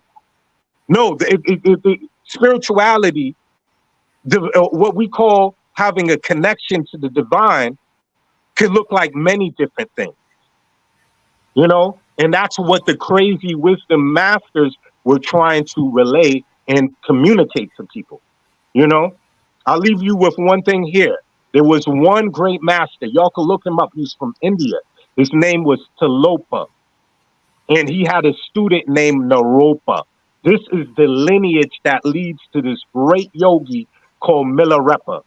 He was one of those, when we talk about Sheikh Ahmadu Bamba or Simeo Toko, where you hear about Uncle Hank talking about all the time in his shows, most people haven't heard about Milarepa. He was a man that lived about 500 to 600 years ago that could fly, that could literally shapeshift, that could do all kinds of things. You know what I mean? In February, I posted to go to Dagon, Colombia with my friend Juan Pablo, and we're going to see the grave site of the last living shape-shifting shaman in that area. And to this day, you have a leopard that still sits on the grave site of this great man every night. You know, so this stuff is real. It's not make-believe. Just because your culture and your part of the world never seen somebody that could shapeshift doesn't mean it doesn't exist. Just because you're part of the world, you never seen anybody levitate doesn't mean it doesn't exist. That, or you want to say it's pseudoscience. No, your culture is backwards. Okay, first and foremost. All right, we're dealing like my sister said, dealing with mind control. Okay, so just because you never had any type of situation of witnessing or seeing anything like that doesn't mean these things don't exist. I remember I had a sister from the project that levitated, Sister Blue. You know what I mean? Wasn't into none of this metaphysical stuff. One day she was running real fast early in the morning, getting her jog on. You know what I mean? Next thing you know, she levitated off the ground a couple of inches. She was bugging out. She was scared because she didn't know what just happened. She's looking around. She's like, did anyone just see that? Am I tripping? Did that just happen? She went back home and told her mama what happened. And guess what her mama said? She said, girl, that ain't nothing. I did that in my 20s too. You know what I mean? It runs in our family. It's part of our blood lineage. Do you hear what I'm saying, y'all? Get the wax out your ears. Do you hear? Are you hearing it? You know what I mean? Yes. So that's what I'm saying. Straight from the project, had a levitation experience. So these things are real. And Tilopa, who was from India, he would mess with people all the time. He'd be having a jug of wine on one arm and a lady on the other. You know what I mean? And they say, how can he be some realized yogi, spiritual master, and he always have these women around him and he's drinking and doing all this stuff? But it was an act because he wanted to weed out the fake motherfuckers. Y'all fake motherfuckers, I don't even want y'all at my door. I'm trying to weed out y'all niggas so I could get to the real people who are dedicated about really dealing with themselves, nigga. Yeah. Exactly. Don't get me started. Go on now. Go on now. Yeah. Drink some water, Duli. Drink some water. Drink some water, drink some water because you on fire over here. Shit. Hey, Dig. So I'm a Leo.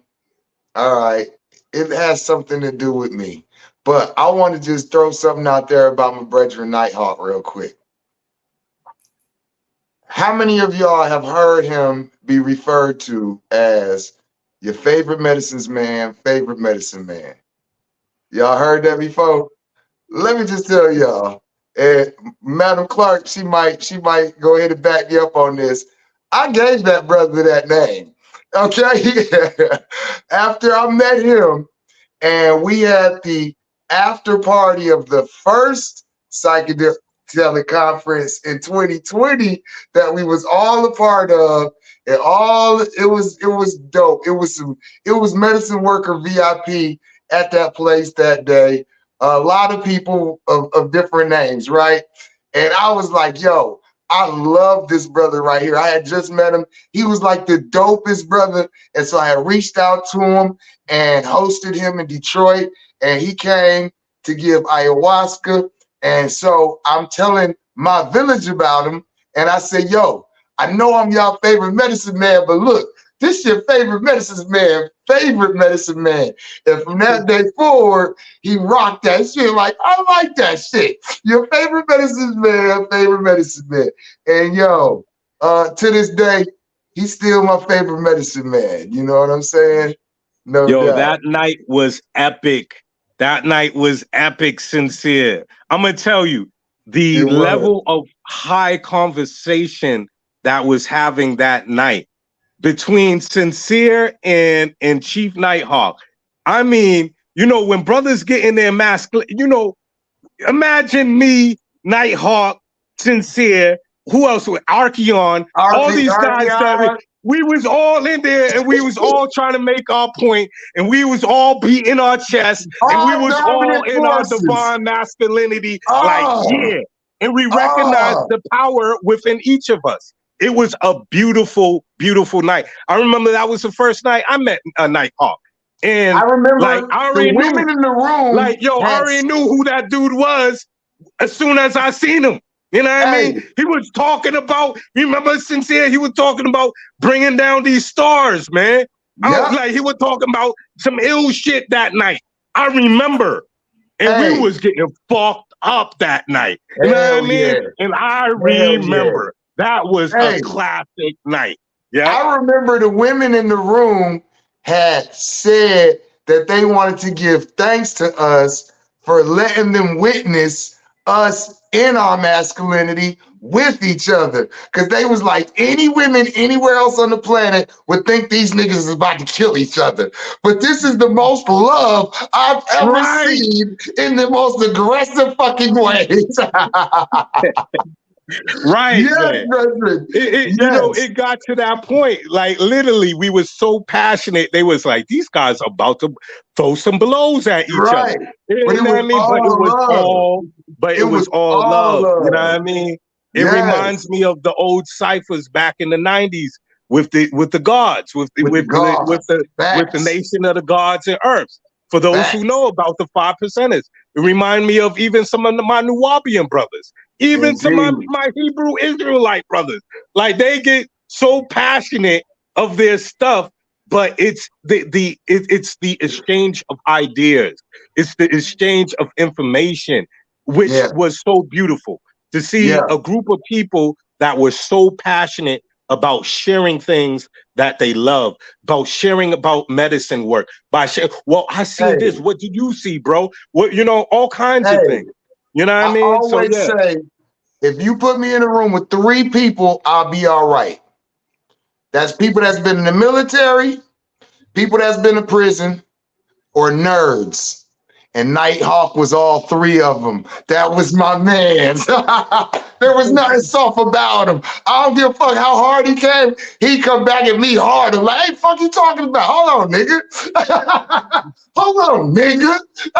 Yo, hey, when she said he was a man's man, facts on facts on facts on facts. You know what I'm saying? He was not going to hold his tongue. That brother was going to let you know. You know what I'm saying? But he wasn't aggressive. And that's what he was explaining to me. Because I was like, because he was saying to me, like, people say the same thing about me. I'm like, about you? That you're, what do you mean? Like, you nice as hell. He was like, bro, that's because me and you kind of cut from the same clump. But what you don't know is I'm cut just like that. I'm just not aggressive in my expression. And that's what I'm learning from Madam Clark. Like, shut the fuck up and let me go through all of this shit. You ain't got to calm me down. You ain't got to tell. Just sit there and let me. And I'm like, yo, I get it. I get it. You know what I'm saying? That's that yin and yang. You want to make a bunch of noise? I'll shut the fuck up. You know what I'm saying? She said, don't join me in the shit. Yo, indeed. I'll never forget when Chief NightHawk just gave me some good advice on life. You know, I was in his basement, and I was just talking about my own personal things I was going through with my baby mama and things that were going on in my life. And he didn't have to share certain personal things that he did, but he was that type of man, that type of brother that would allow, and we actually both teared together. You know what I mean? And that will be a memory that I will always hold dear to my heart, to let me know, man, that, you know, and that's the beautiful thing about friendship and true leadership, to show you that, yes, people can be vulnerable. We sometimes, when you have these people that are on these podcasts and leaders of the community and stuff, sometimes we put these people so high up on the pedestal, like they're not like they don't go through things. You know what I mean? And the thing is this, like I said before earlier, everyone is still learning, going through things, even the greatest of masters. That's why we're here. You know what I mean? So again, for people to even hold space for each other and be able to say, hey, man, I could relate, brother. I went through certain similar things. You know what I mean? Be easy with yourself. You know what I mean? Be okay. Duli, you're always working. When you going to take some time for you? You know what I mean? Just certain things that was really brought to me that I really appreciated about that brother. I would tell people all the time, when people say, hey, you know, I'm interested in ayahuasca. Where can I find somebody I could say? I always would say Chief NightHawk. First person come out my mouth. You know what I mean? I always. You know what I mean? I'll be like, because like he's not only was he knowledgeable about his medicines, he had experience. And that's what we was talking about even here on this platform, starting from the beginning of this show. Like people that jump in, you got to know who you're sitting with. You got to know, some people are there just, you know, I've seen some shit, y'all. Like even what I said, when I used to be in years sitting, holding space with people and seeing these shamans doing certain things. You know what I mean? The stuff I've seen over the years. I'm like, okay, you just gonna let that person, they're having a psychosis over here, and you close the circle because you're tired, and you just gonna leave that motherfucker like that? Really? So what I'm talking about, and a lot of these people are just for the money, y'all. So I'm gonna speak upon it. That man was authentic, and he loved what he did. That's the difference. When you have somebody that loves what they're doing, that they came to this earth. I'm getting goosebumps on this, right, y'all? I'm sorry. I'm feeling them right now. You know what I mean? But I'm telling you, and when you have somebody that came here and know their purpose and know what they came here to do, you know what I mean? And have a passion and a love for this, then that's somebody you got to rock with. You know what I mean? Yeah. That's like, I could speak from that because I never knew I was going to be in this medicine work. You know what I mean? Even though I had a great foundation with my moms and my pops, and they weren't perfect, and I still grew up in the motherfucking hood and shit, but still, I never knew. If you ask my day ones, they'll tell you Duli would have been the last one we thought that was going to be doing some healing stuff. That nigga was crazy. You know what I mean? So for me, when you finally, there's a path that we already make this stuff, these agreements even before we come here. So when we come here and then they finally kick in and say, okay, I get it. This is what I'm supposed to be doing. Yes. Man, it becomes ain't nothing more beautiful than that. To find your true passion, to find your true love of what you want to do. Work is not waking up and saying, oh, I can't stand, I don't want to go here dealing with this shit again. And these fucking boss and these motherfuckers don't care about me. You know what I mean? Getting into doing what you love to do. And that could look like so many different things. You know what I mean? It's so vast, but it's a love and a passion for it. And when you find somebody all that into want to learn about more of this medicine work, that's the qualities that you look for in an individual when you're talking about wanting to sit with someone. Someone who has a love for it, what they're doing, has a passion for it, who has integrity. You dig what I'm saying? That's right. All right. Yeah. Yeah. Right. Yeah. And that's one of the things that, you know, I loved about Chief was that it didn't matter who it was, or he was a great reader, of people. And I used to always tell him, you know, you're the most courageous person I know. I still believe that, because he would walk through the fire with anybody, a stranger, if it meant that they were going to save themselves, you know, and he would do it. A lot of times after the ceremonies, people would say, all I felt from y'all was just unconditional love, and y'all don't even know me. And he could hold that type of space. I always say people in these positions, they have had a lot of human experience. Tellus would be in prison, and I never heard anybody say this that had went to prison, but he would say, prison changed my life because I learned who I was in there. I needed a timeout. And I would look at him so strange, like, what the hell? I ain't never heard nobody say that. He would go into solitary confinement, and he said, you know, I really met myself up in there. And I would be in there for days. He said, so he would tell people in ceremony, so I've been sitting with myself before this medicine. Okay. And I've been through all of the human, and I would always say, I think you've gone through all these things so that you can understand the human plight, no matter what they had been through. He could understand that. If you're a practitioner and you know you ain't paid your dues, this probably ain't for you.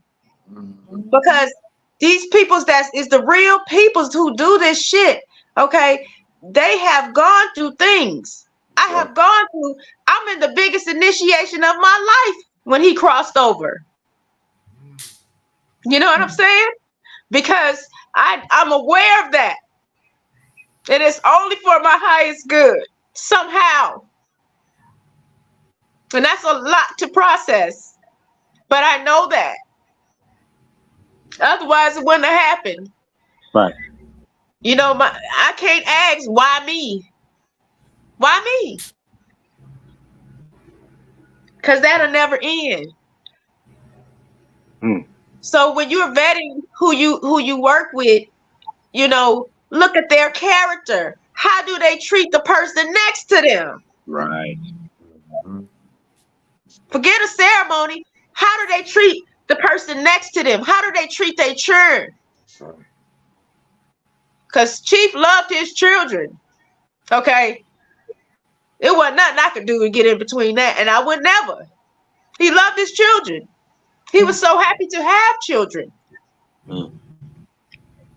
He knew our children was such a blessing, and y'all should have seen them.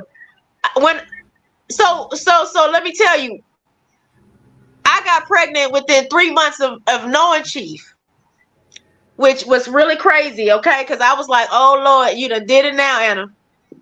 You don't even know this nigga. You don't even know what the hell, you know what I'm saying? This man a year out of prison, you know what I'm saying? He trying to get his life together. All of this coming at me. And then I throw in, I'm going to have a home birth.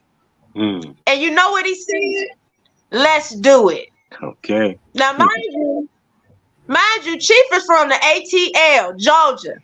Okay. Grew up right over here on East Side and Kirkwood.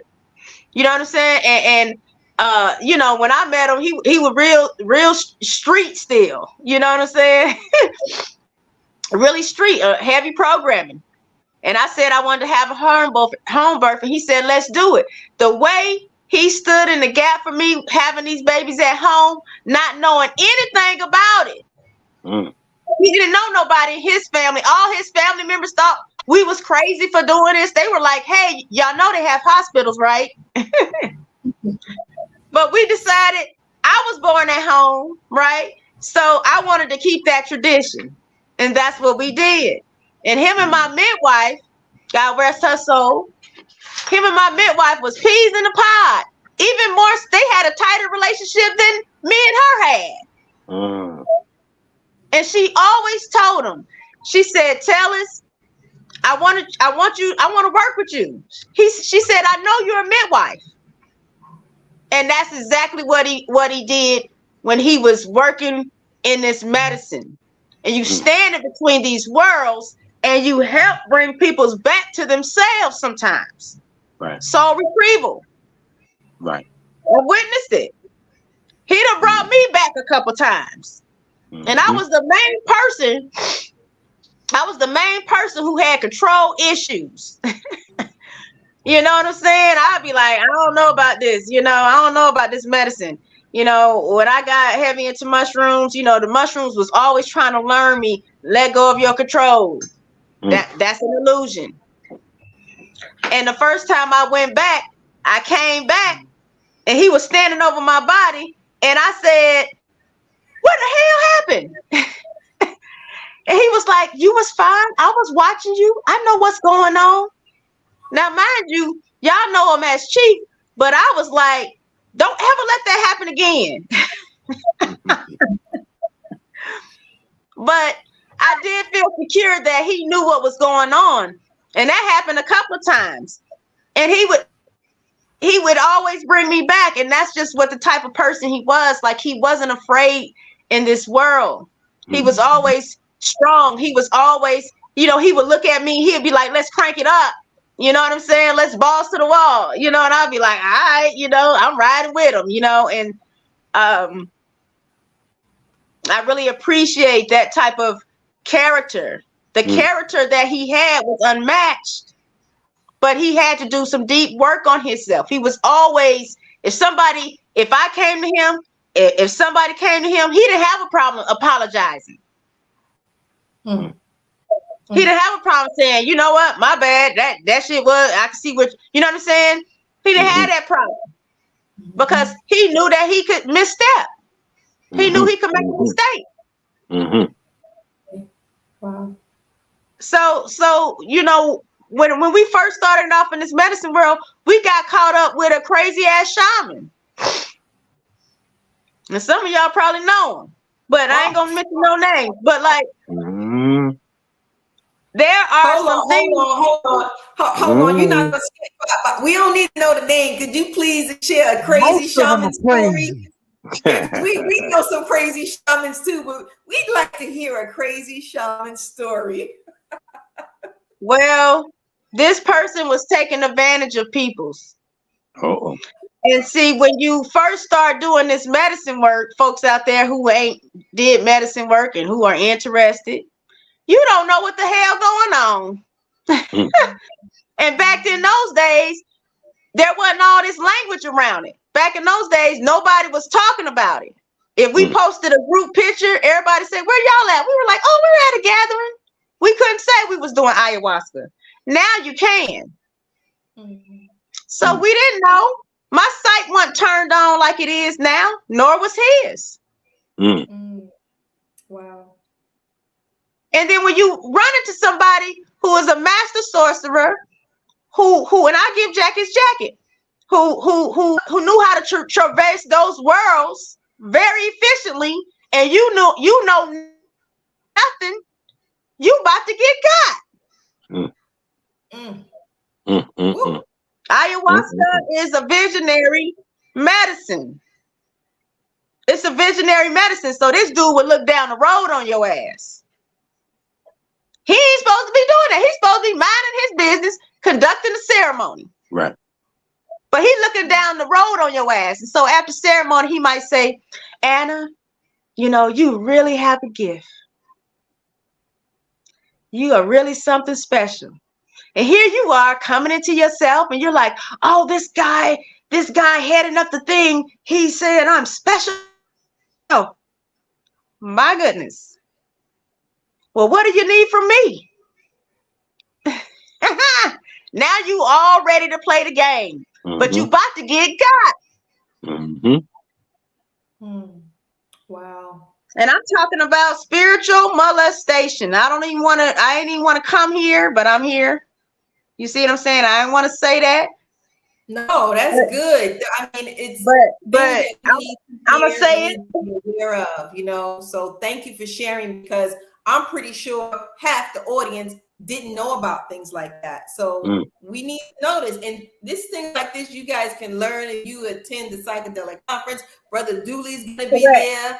Also, speaking. So we need to be educated on these things. We need to know Absolutely. what we're opening up ourselves to. So yeah, Absolutely, speak because freely. it'll catch you off guard. It took us years to get from under his foot. Mm. Mm. Wow. I have to add on with that. It was a sister that came to one of the retreats, and she was first starting to get in her spirituality, and she was dealing with this woman who was this teacher who was putting spells on all her students, going into the astral realm, doing all kinds of different things to these people.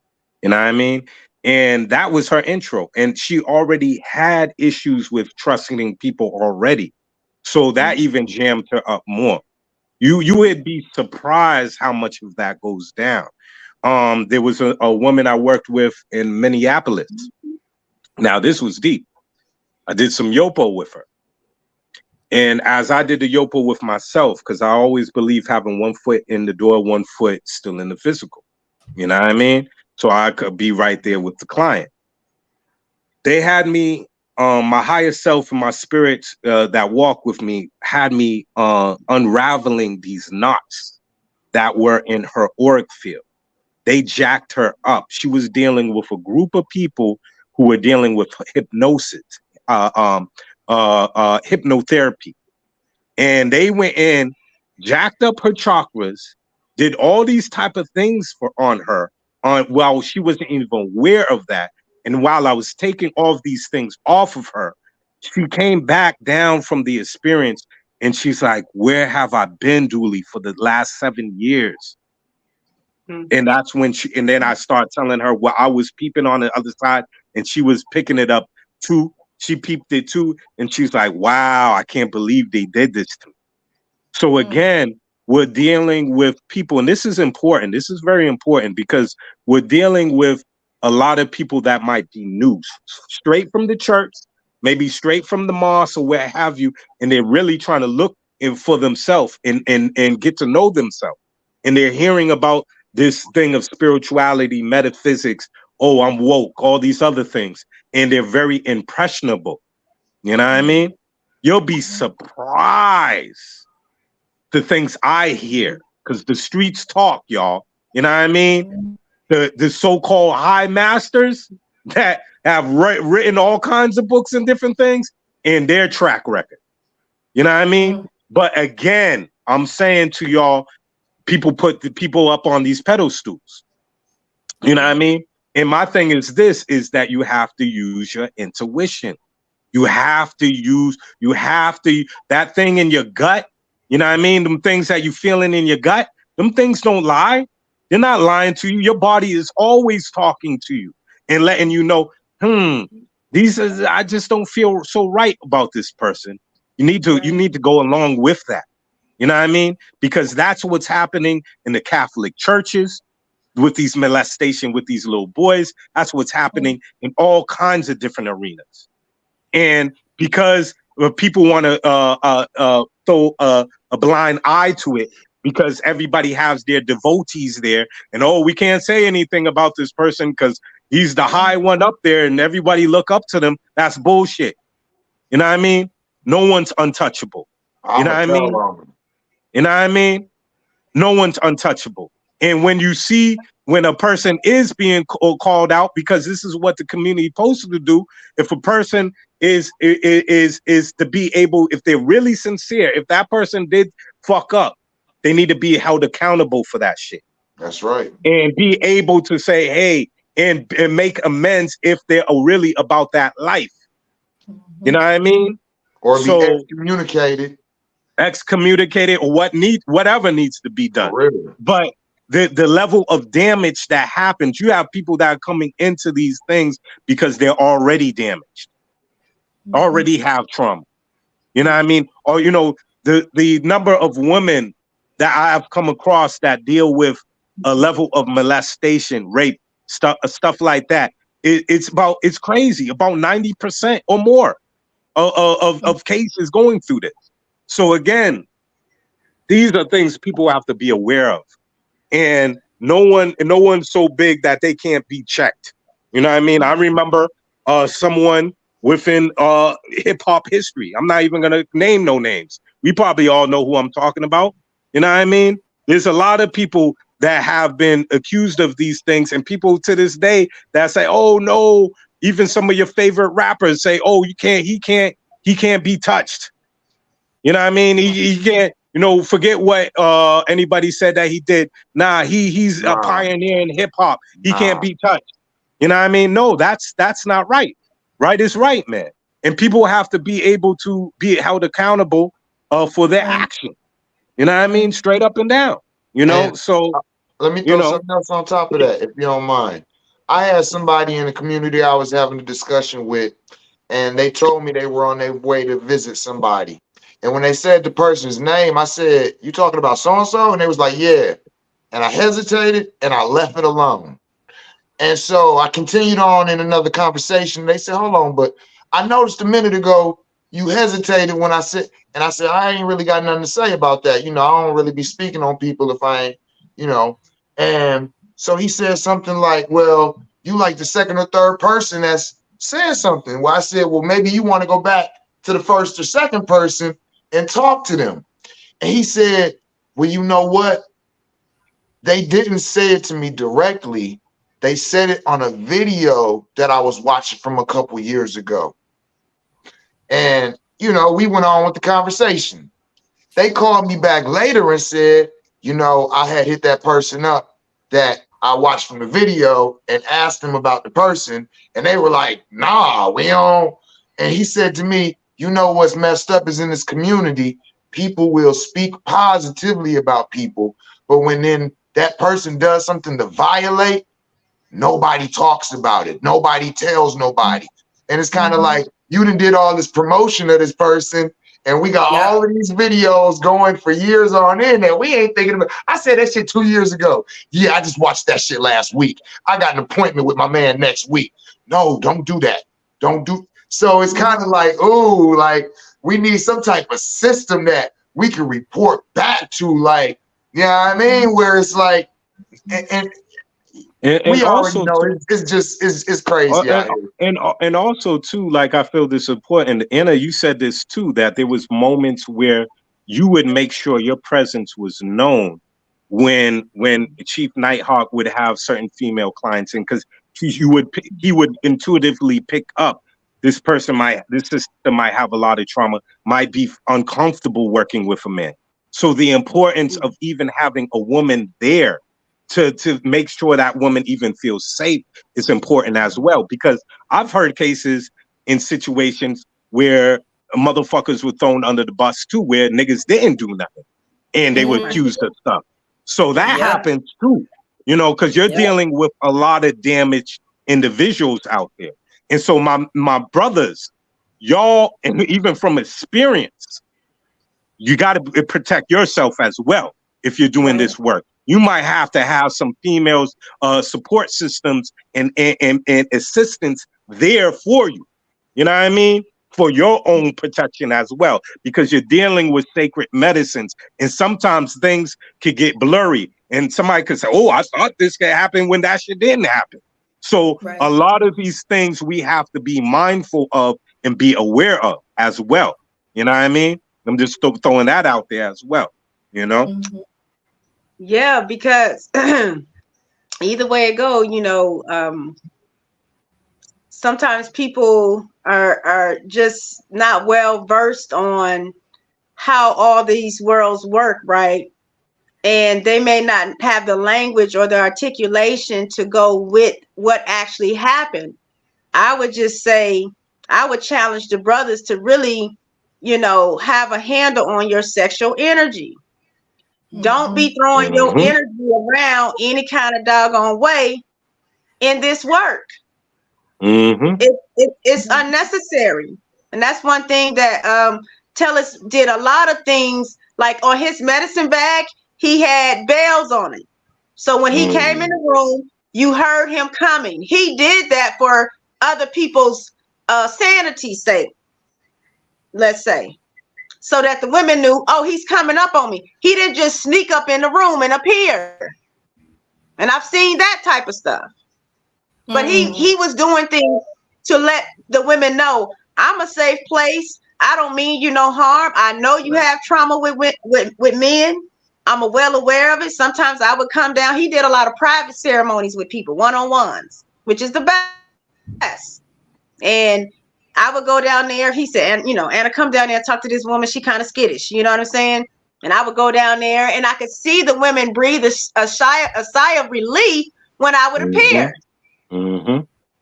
Because they were like, oh, okay, you around? Yeah, I'm right upstairs. You good? And so sometimes that's necessary so that you don't have yourself in an altercation as a practitioner. Right. You know what I'm saying? So that you're not in a space where somebody, because you might sit somebody as a man and the woman end up liking you based off that ceremony. Right. That too. There's nothing you could do about that. Right.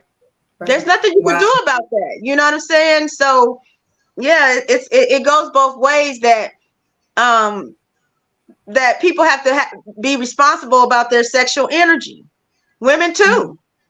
A lot of women, I was a woman like that. I wasn't aware of my sexual energy for many years. And you wonder why you get the responses you get.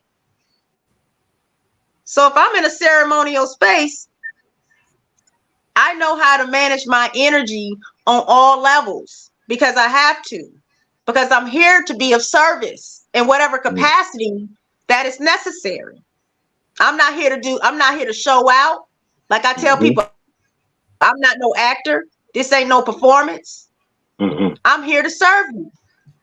What is it that you need to get through this process? I'm definitely not here to do harm. And Chief NightHawk had to clean up a lot of mess that people would come to him and say, hey, I went over here, this happened, blase, blase. And then I ran into Chief. So, I've seen a lot of different situations where people be jammed up off of the simplest things. You would not believe it. Because one thing my ancestors learned me was how to break curses.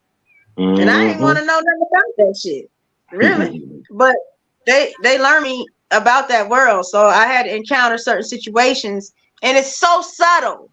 Oh, yes. It's so subtle that if you blink, you would miss it. That's right. So you have to be really adept in your swag and your swagger. Like Chief was, you know what I'm saying? Like he would always say, I just look like this. But I know what's happening. And he always knew what was going on in those ceremonies because people come there and play games. Yeah. People don't know how many times Chief was attacked by women in ceremony. I just don't get it. I just don't get it. Like you're supposed to be at the ceremony to receive healing and to assist anyone who needs healing, and you have people coming to the ceremonies and play games. Like, what is the motivation? Is this just what is the motivation? Can I say one thing, Bliss, on that? Because it's a person we both actually know. And I never forgot when this brother told me that he was conducting the ceremony, and this brother that was in the ceremony, one of the participants, this man, when he took the mushroom, he had got so out of control. The dude pissed on his damn altar.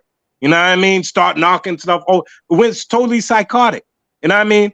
And people don't see that other side. That's why when I say, okay, you want to do this work, okay, you better know what you're doing. You better have your tools and better know how to handle these situations when they come about. You know what I mean? When I've been working with my good friend Juan Pablo, and he's been nice enough to been having me go to some of his ceremonies with him. This brother's from Colombia, and this is what he told me one day. He was like, Duli, you remind me a lot of one of my best friends in Colombia. And he says, it's like back home. He said, I would do the sacred songs and my friend would be there as the person to do the exorcisms. You know what I mean? So I didn't know I had those capacities and abilities. But when I'm in the medicine, things start happening. I start seeing things, hearing things, and I already know the certain chance and certain things to deal with these people to bring them back, because a lot of it is entities. This is an unseen world as well, my friends, and people cannot forget that. They're just thinking that this is just the physical. No, this is much more to this. You know what I mean? And I'll never forget, man. This was recently. It was at a ceremony. This one woman, she was making jokes, trying to get everybody to laugh with her. We're in the middle of the medicine here, and she's trying to distract people. And I see all these things, right?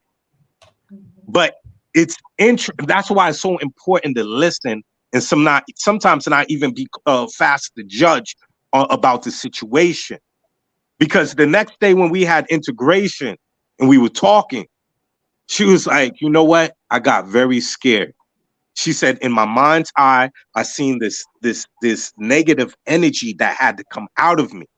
And she said, when I seen it in my mind's eye and when I actually purged, and she said she looked in her bucket and seen some hairy, dark, gooey shit that came out of her. She said, oh shit, this is real. That's when it kicked. That's when it got. She's like, oh my God, this ain't a joke. She's like, y'all got me into something, some real stuff is going down. And that's when she got scared and want to do the jokey thing, because that was her protective mechanism at the time. I seen people that wanted to joke around and not take things serious. I'll never forgot. It was this one Arab dude. His grandmother came in, jumped in my body, had me knock on the door 3 times and started speaking through me to him. She's like, I want you to tell him this right now. So next thing I know, I was like, yo, you know, somebody's grandmother is in the room. The young man must have felt her energy, and he started scooting up to me, the one that was wanting to make all the jokes and stuff. And he said, is it my grandmother? It's like, yes. And this is what she has to say to you. That motherfucker started crying and just started purging right there. He knew at that point, he knew it was real. You know? So some people come into these ceremonies because it might just be popular and they think this is the thing to do. This is the fad. And they don't even know what they're walking into because they heard the next person is doing that. So they don't have the full knowledge and respect for it. And then you have some people that walk in with their own traumas. And then you have some people that walk in that just got some full-blown demons that been riding on their back for the longest time. That's what I was. And you got to know how to deal with them. Yeah, that's what I was about to say. Was some people, they be going through a lot of traumas and dramas, and they be reliving them during their journeys. And whoever makes themselves present is making themselves the living entity of whoever they're battling in that drama. So if they're going through a healing within their consciousness with the violation that occurred, and you walk into the room, a lot of times you become that person while they're in the midst of that. So sometimes it's that type of energy too. So that's, and I'm gonna say real quick, you know, the theme of all of this is order. Is order, because this is something that we've been talking about, is learning steps into getting to all this. And what I've heard all of us on here say, or at least that I know that all of us have, is we have a walk that has taken us through the different realms to be able to do the things we do in these high realms now. You know what I'm saying? Like I tell people, I was dealing with meditation and onerogens, which is basically sleep realm substances, far before I ever did a mushroom. You know what I mean? So my security clearance had already been established. I've already been transcending in meditation. I've already been doing these breathing practices. So boom, then when I go into dealing with the mushrooms, going into dealing with the boofa, going into dealing with the ayahuasca, all of these things are more and more security clearances. Those of us that's on these stages, like the Queen said, like the God said, we've been here 20 years plus.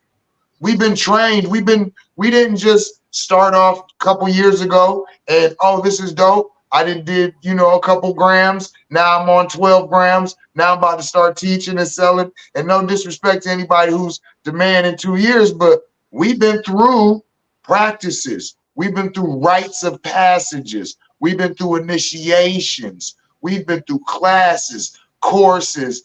Shout out to Miss Bliss, fellow Condor coach, right? Integration, right? All of these different things, right? We pay time and money to do these classes, to sit with these masters, to learn these things from mouth to ear, to experience these things over years, to get to a point where it's like, now I can show you because I know what I'm talking about. Right. You know, it's that's what we're missing. Rites of passages, initiations, and you know, all of those. Like, we don't have that anymore. So now everybody's just running around saying, I do everything or anything. And now people are, you know, as we spoke about in the beginning, out here in a harmful situation, out here not knowing what's going on, out here with nobody even knows who gave you the medicine. Like, come on, like, who brought you here? I want to touch on also, unfortunately, I know 2 people that are literally locked up. And one is in Bali, another one's in Georgia. And the sister was riding around in a car with her headlights out in Georgia and got pulled over. She got mushrooms in the car. And in Georgia, mushrooms are felony. So saying that, and that's all I'm going to say, y'all be careful as far as knowing your local laws. You better ask ancestors to protect you, because we got, unfortunately, we have an epidemic of arrogance where I've heard too many times, give me those mushrooms, I'll take them myself. And I remember the amazing stories from Master Kalindi Ayi, telling stories about arrogance and entheogens, because straight talk, mushrooms is a spaceship and a time machine that can go to the macrocosmic level or the microcosmic level. And unless you have a guide, you got to be a damn fool to go into the one of the most powerful spaceships of consciousness and decide in your ignorant arrogance that you're going to punch the pedal to the metal and roll the dice on your well-being. Yeah, because it's not necessary. Who you in competition with? You know what I'm saying? Like I said, go slow. Why you going fast? They ain't going nowhere. They've been around for eons. Mushrooms have been. You know what I'm saying? They ain't going nowhere. That's what, you know, some people would come to Chief and you know, do 2 ceremonies out here. Now they sitting people. Why you doing that? Ooh, did you hear what she just said, Bliss? Yeah. They had a go-kart ride on a mini mushroom, and then they had the arrogance to think they can go and do it on their own, and then crash and burn. Yeah. Yeah, because some people think that they could come to your ceremony and know what you doing without them telling you a damn thing, and that's arrogance. Yeah. You don't know how he built the container. You don't know what he did outside the house. Right. You don't know what he put in the ground. You don't know nothing. But you out here saying, "Oh, I could do what he do." You know how many times Chief heard that? How many times I've heard that? Yeah. Wow. Yeah. Wow. It's a shame. It's a shame that we have people that look like us who would so willy-nilly, you know, have that level of arrogance when you don't know nothing. Every time I get on the mushrooms, they remind me that you don't know nothing. That's right. That's right. And I feel like I knew a lot. So, you know, a little humbleness goes a long way. Speaking of humbleness, this reminds me of a brother that he was into the Hotep priesthood, is all I'm going to say. And he was like, "Yo, bro, I want some, you know, I want some medicine. I could do it by myself." I'm like, "All right, okay." He was hitting me up a few times. And the first time he was humble. He said, "Oh man, that was beautiful." And he said the second time he went in there with that Hotep priesthood, and ain't nothing worse than a psychedelic ass whooping. I wouldn't wish that on my worst enemy. A psychedelic ass whooping is worse than a spanking, because it's your consciousness that's getting whooped. And he ain't touched it after. Yeah.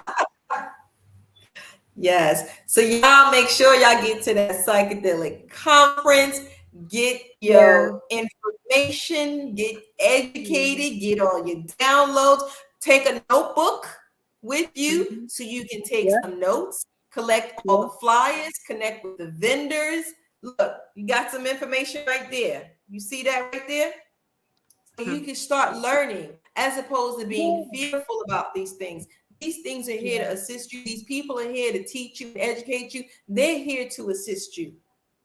So this is all good, family. I appreciate you guys for your honesty. Yes. I'm going to say this. Back in the day, my place was a psychedelic cesspool, because I was just like love and let love, live and let live. You know, you could donate 20 if you ain't got nothing, bring some oranges and grapes. Until I asked Ascended Masters to filter and direct who they wanted and who they decided was ready for a meditation. And when that happened, everything got smooth as a cruise in the jet stream. Special acknowledgement as I'm looking at his pictures: Sheikh Amadou Bamba, Saint Germain, Nikolai Tesla. One time in the medicine, I'm gonna share this. I was asking Tesla, I would go into the medicine to ask for recipes, you know, and then I would ask some of the brothers that's selling mushrooms, yo, why don't you go in and ask for a hit song? I mean, that's the way Kalindi taught. That's Hits. So anyway, I went in and asked Tesla specifics, you know, for my for the Tesla bottle. And after he gave me the download, I looked at him and said, "Who are you really, family?" I said this on shows before.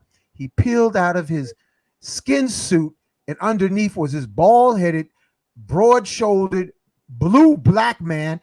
And I said, "Who are you?" And he said, "I am Amenhotep." And I was like, "Oh, damn, this is like Octavio Butler's sci-fi series where these ascended masters jump in skin suits to match the audience that they want to captivate." That's right. So you got to stay open, family. You in pre-K, because this medicine will help you, but a lot of us, we got to go through the dark side of our trauma, because the one that you pointing your finger to, you got 3 back at you. And we are, and I always say, our community is like broken-hearted, wounded souls in a dysfunctional junkyard sliding on chicken grease. Damn. We need a rope to get but you hope. And that's the importance of Uncle Hank about that combo, man. I can't emphasize it enough, man. And Chief NightHawk would talk about it a lot. I call it the cosmic vacuum cleaner, and also the snake venom. You know, there's a lot of people that deal with mental trauma. Believe it or not, them snake venoms, man, especially the monocle cobra, the king cobra, these things are bringing, especially even green mamba, bringing up even ancestral trauma to the surface. You know, just a real quick testimony along the lines of the medicine. Hank, I didn't tell you this. When Bliss, listen to this one. I had a client hit me up the other day, a couple. I gave this couple, when I was in Cali, I gave the sister some snake venom while she was pregnant. She was 6 months pregnant, Hank. Do you know when that child came out of that mother's womb, it started to speak, Hank? It said the father's name and it said mama. You know what I mean? The doula, they all looked at each other like, did we just hear what we just thought we hear? Did this newborn baby just say its father's name? Yes, it did. You know? Wow. And Baba Kalindi talked a lot about the super babies, the mushroom babies, how we can program and download certain things, what the woman could do while she's pregnant, working with the ethogenic medicines. Okay. Exactly. We don't even, now we're talking about the snake venom babies. You know what I mean? The baby came out speaking, y'all. You know what I mean? So I just had to throw that out there and let them know, yes, this stuff is beautiful. This is powerful. This stuff can change your life, but take it slow.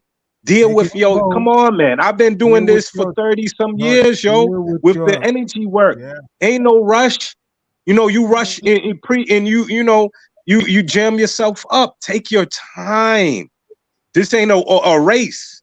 This is to be able to take your time and be able to know what you can deal with. You know what I mean? And sometimes you don't even know what you can deal with. But at the same time, that's when you seek out really people that know their stuff and can work with you. You know? Also, something that came to my mind. Sorry, my phone went off, earlier. But when even Anna said about Chief NightHawk being locked up, there was a certain rhyme. It was Mos Def and Talib Kweli, and he was talking about how some of the brothers that get locked up is like a blessing in disguise, because just like in Tibet, they have where they sit in the cave for 21 days in total darkness. And it activates their natural DMT. This is happening along the lines for some of the brothers that are focused, that are caught in the bing, that are caught up in the pen. And they literally, for the first time, have a moment of true isolation to deal with themselves. You know, we think we're free, but we're not free. There's all kinds of damn distractions all around a person for them to not even sit down with themselves. So sometimes a brother is forced in a situation. I'm not telling a person to get locked up. That's not what I'm saying. But what I am saying is that sometimes when a person is in those situations, sometimes it can be a blessing in disguise for those who are ready to deal with themselves. Yo, you know that's what I mean? what you're saying there, Duli, because my brother, he would love when they would put him in isolation when he was upstate. However, there's a lot of brothers that he said they cracked. They snapped in that darkness. When you dealing with all of your shadows that you never addressed, they will play your subconscious will play the videotape in the darkness and the solitude of no light. So we have to be accountable to everything, because we either going to deal with it under the entheogens family, or you're going to deal with it in the afterlife. Nobody gets off the planet alive, and karma is gravity of the soul. So you might as well. That's good. Karma is gravity of the soul. So you can rehearse Judgment Day with the entheogens, whether it's Wachuma, Bufo, ayahuasca. You go ahead and pick your medicine. But I wonder how our ancestors on the porch down south chewing tobacco, how far into trance they would go before they spit that juice into the tin can. Right. Because you do have the tobacco shamans or the tobacco medicine men and women. And there's the whole science of mapacho, of rape, of tobacco tea, of even Juan Pablo told me when you deal with the Bill and Mumbai, you know what I mean? That's the cocoa leaf in the tobacco paste. They would initiate the shamans by eating a whole little a small jar of tobacco paste. They would have to eat the whole thing. And tobacco could be poison. So they're coming to a place of becoming immune to these things. And to the place, he said, Duli, you would be purging for hours with that. We're talking about a deep cleanse. So these were the tobacco shamans. You know what I mean? And there was a whole science of tobacco. Tobacco's the old in the indigenous culture, they would say that's grandfather tobacco. That's what they say. That was one of the first teaching plants. But again, Juan Pablo may say this one thing real quick, sincere. They would say he said all the medicines that he would have a hard time traveling with would be the Mumbai and the Abil, because there's such a negative connection that happened over the years in the U.S. with tobacco, with abusing cigarettes and all these other things, and also the cocoa leaf being with the cocaine. So again, these, when in its original form and brought and dealt with respect, walked with respect, it could be a great teaching ally. You know what I mean? The same Then thing you gotta- even with marijuana. You know, marijuana And has Duli, been on top of that, bastardized too. I just want to say this. Now you got to know how to deal with orishas, because when you start dealing with that tobacco, then you might find yourself drawn to rum. So you got to know how to relate to Shango, Ilegba, Oshun, Yemaya, Oya, Olokun, all these forces. How do you deal with that? You know, you got to be mindful of this. Right. Shout out to the One of the most enjoyable things I ever seen was when Bliss was smoking her tobacco. You should have seen that.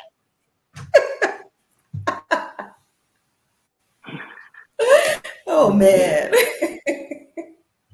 CS7, what was you getting ready to say, bro? I'm sorry.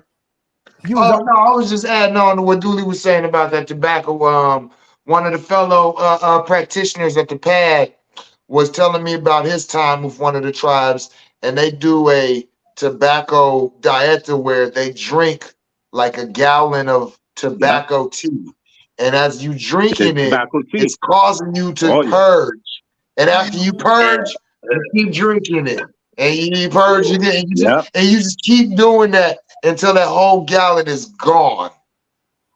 Sincere, I've dealt with the tobacco tea, bro. That joint ain't no joke, bro. You know what I mean? Actually, that ain't that's no one of joke, my bro. favorites, man.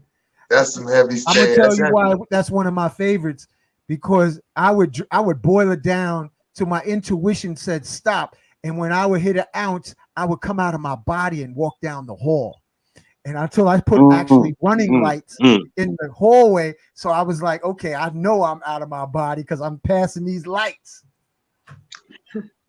Wow. No, we're talking about tobacco tea, not mushroom tea. No, we're talking tobacco, mapacho tea. Bro. Oh, snap. Oh, no. That's right. That's right. No. That's right. And then listen up, family. Come on, Sincere. Come on. Go ahead. Yo. Oh, man. Yes. I know I'm going to end up falling inside of a circle somewhere. It's going to be like, here we go. I'll be like, just like that ice bath. For those who don't know, cigarettes is Nicotiana tabacum. That means cultivated tobacco. Mapacho is Nicotiana rustica. It's 50 times more potent than cigarettes. Right. Period. Right. Yeah, mapacho, the traditional tobacco, is something that indigenous people were using prior to the arrival of the Europeans. And it was a natural substance that we used as a medicine. But when the Europeans came over, they saw the opportunity to, I guess, commercialize it is a better word. And so with that came the addition of sugar and other substances in there that made it more addictive. It's no longer used as a medicine or even anything that's good for us. So, and the chemicals that they added to it to make sure that it continued to burn, because the natural one, it'll go out. And they knew that if they wanted to sell a lot, they needed, once you lit it, that's why those cigarettes will burn all the way to the end. You can set in the ashtray, you look over 10 minutes later, it's burned up. The chemicals added to that make it do that. And that's another one of the things that make that, you know. So yeah, to make sure that you burning through them packs a day. We got to have you back again, Madam Clark, Sincere 7, Duli. We got to do this again, Bliss. Whenever, I don't know what your date is, but we're gonna do another show, because this is not talked about often. This conversation doesn't happen enough. Right. Yeah, and I would just like to say real quick is that I appreciate this again, and just for people to the event is on Eventbrite, and if you follow at NighHawk Therapy on Instagram, the conference, the link is in the bio to the tickets. I plan to do some lives where I'll be talking to some of the people that I'm going to have on at the conference. And so, you know, just stay tuned on there, stay linked in. If you live in the Atlanta area and, you know, you're an enthusiast psychonaut, or even if you're curious about psychedelics, this would be something ideal for you. If you're on this platform and you are in the medical field, or you're in the counseling field, psychology field, psychedelics is something that's going to impact your field directly. And so you might want to come and really educate yourself and be ahead of the curve about these things. You know, if you're listening and you think psychedelics is drugs or whatever, your children's children will be doing psychedelics, somebody that you know directly. So it would behoove you to come and educate yourself, meet some powerhouse people that you can stay connected to. I know for me, every time I go to the conference, I always walk away connecting with at least 2 people that I still will talk to, and that, you know, I'm glad I met. And so those things, a lot of times we take for granted how long something takes to get to land in our lap. It's like an asteroid. Everybody's like, oh, when it hits, everybody's like, whoa, but the asteroid was coming for 20 years. And what a lot of us do, especially here down in Atlanta, we wait to the last minute to get our tickets. You know, I was telling Duli yesterday, I said, you got people who spent $900 to see Beyonce, and that hoe didn't even know you was there. Right. But if I say, hey, this conference is $150 for the 2 days, and your life will be impacted, you know, people hemming and hawing. So one thing about Black people is that I know is that we have problems with the valuation that we put on things when it comes to investing in ourselves, investing in our education, our certifications, or whatever it is that you want to learn. We want it for free. But then when it's some other craziness that ain't really good for us or not serving us, like what is the $1,500 Louis bag gonna do for you sitting in the closet? You see? So I want us to really change our perception about what it is that we need. These conferences that's ran by people like me that look like you, okay, for the people that look like us on this platform, is very essential. Because we want to put our 2 cents in the mix when all of these things come on the table about psychedelics.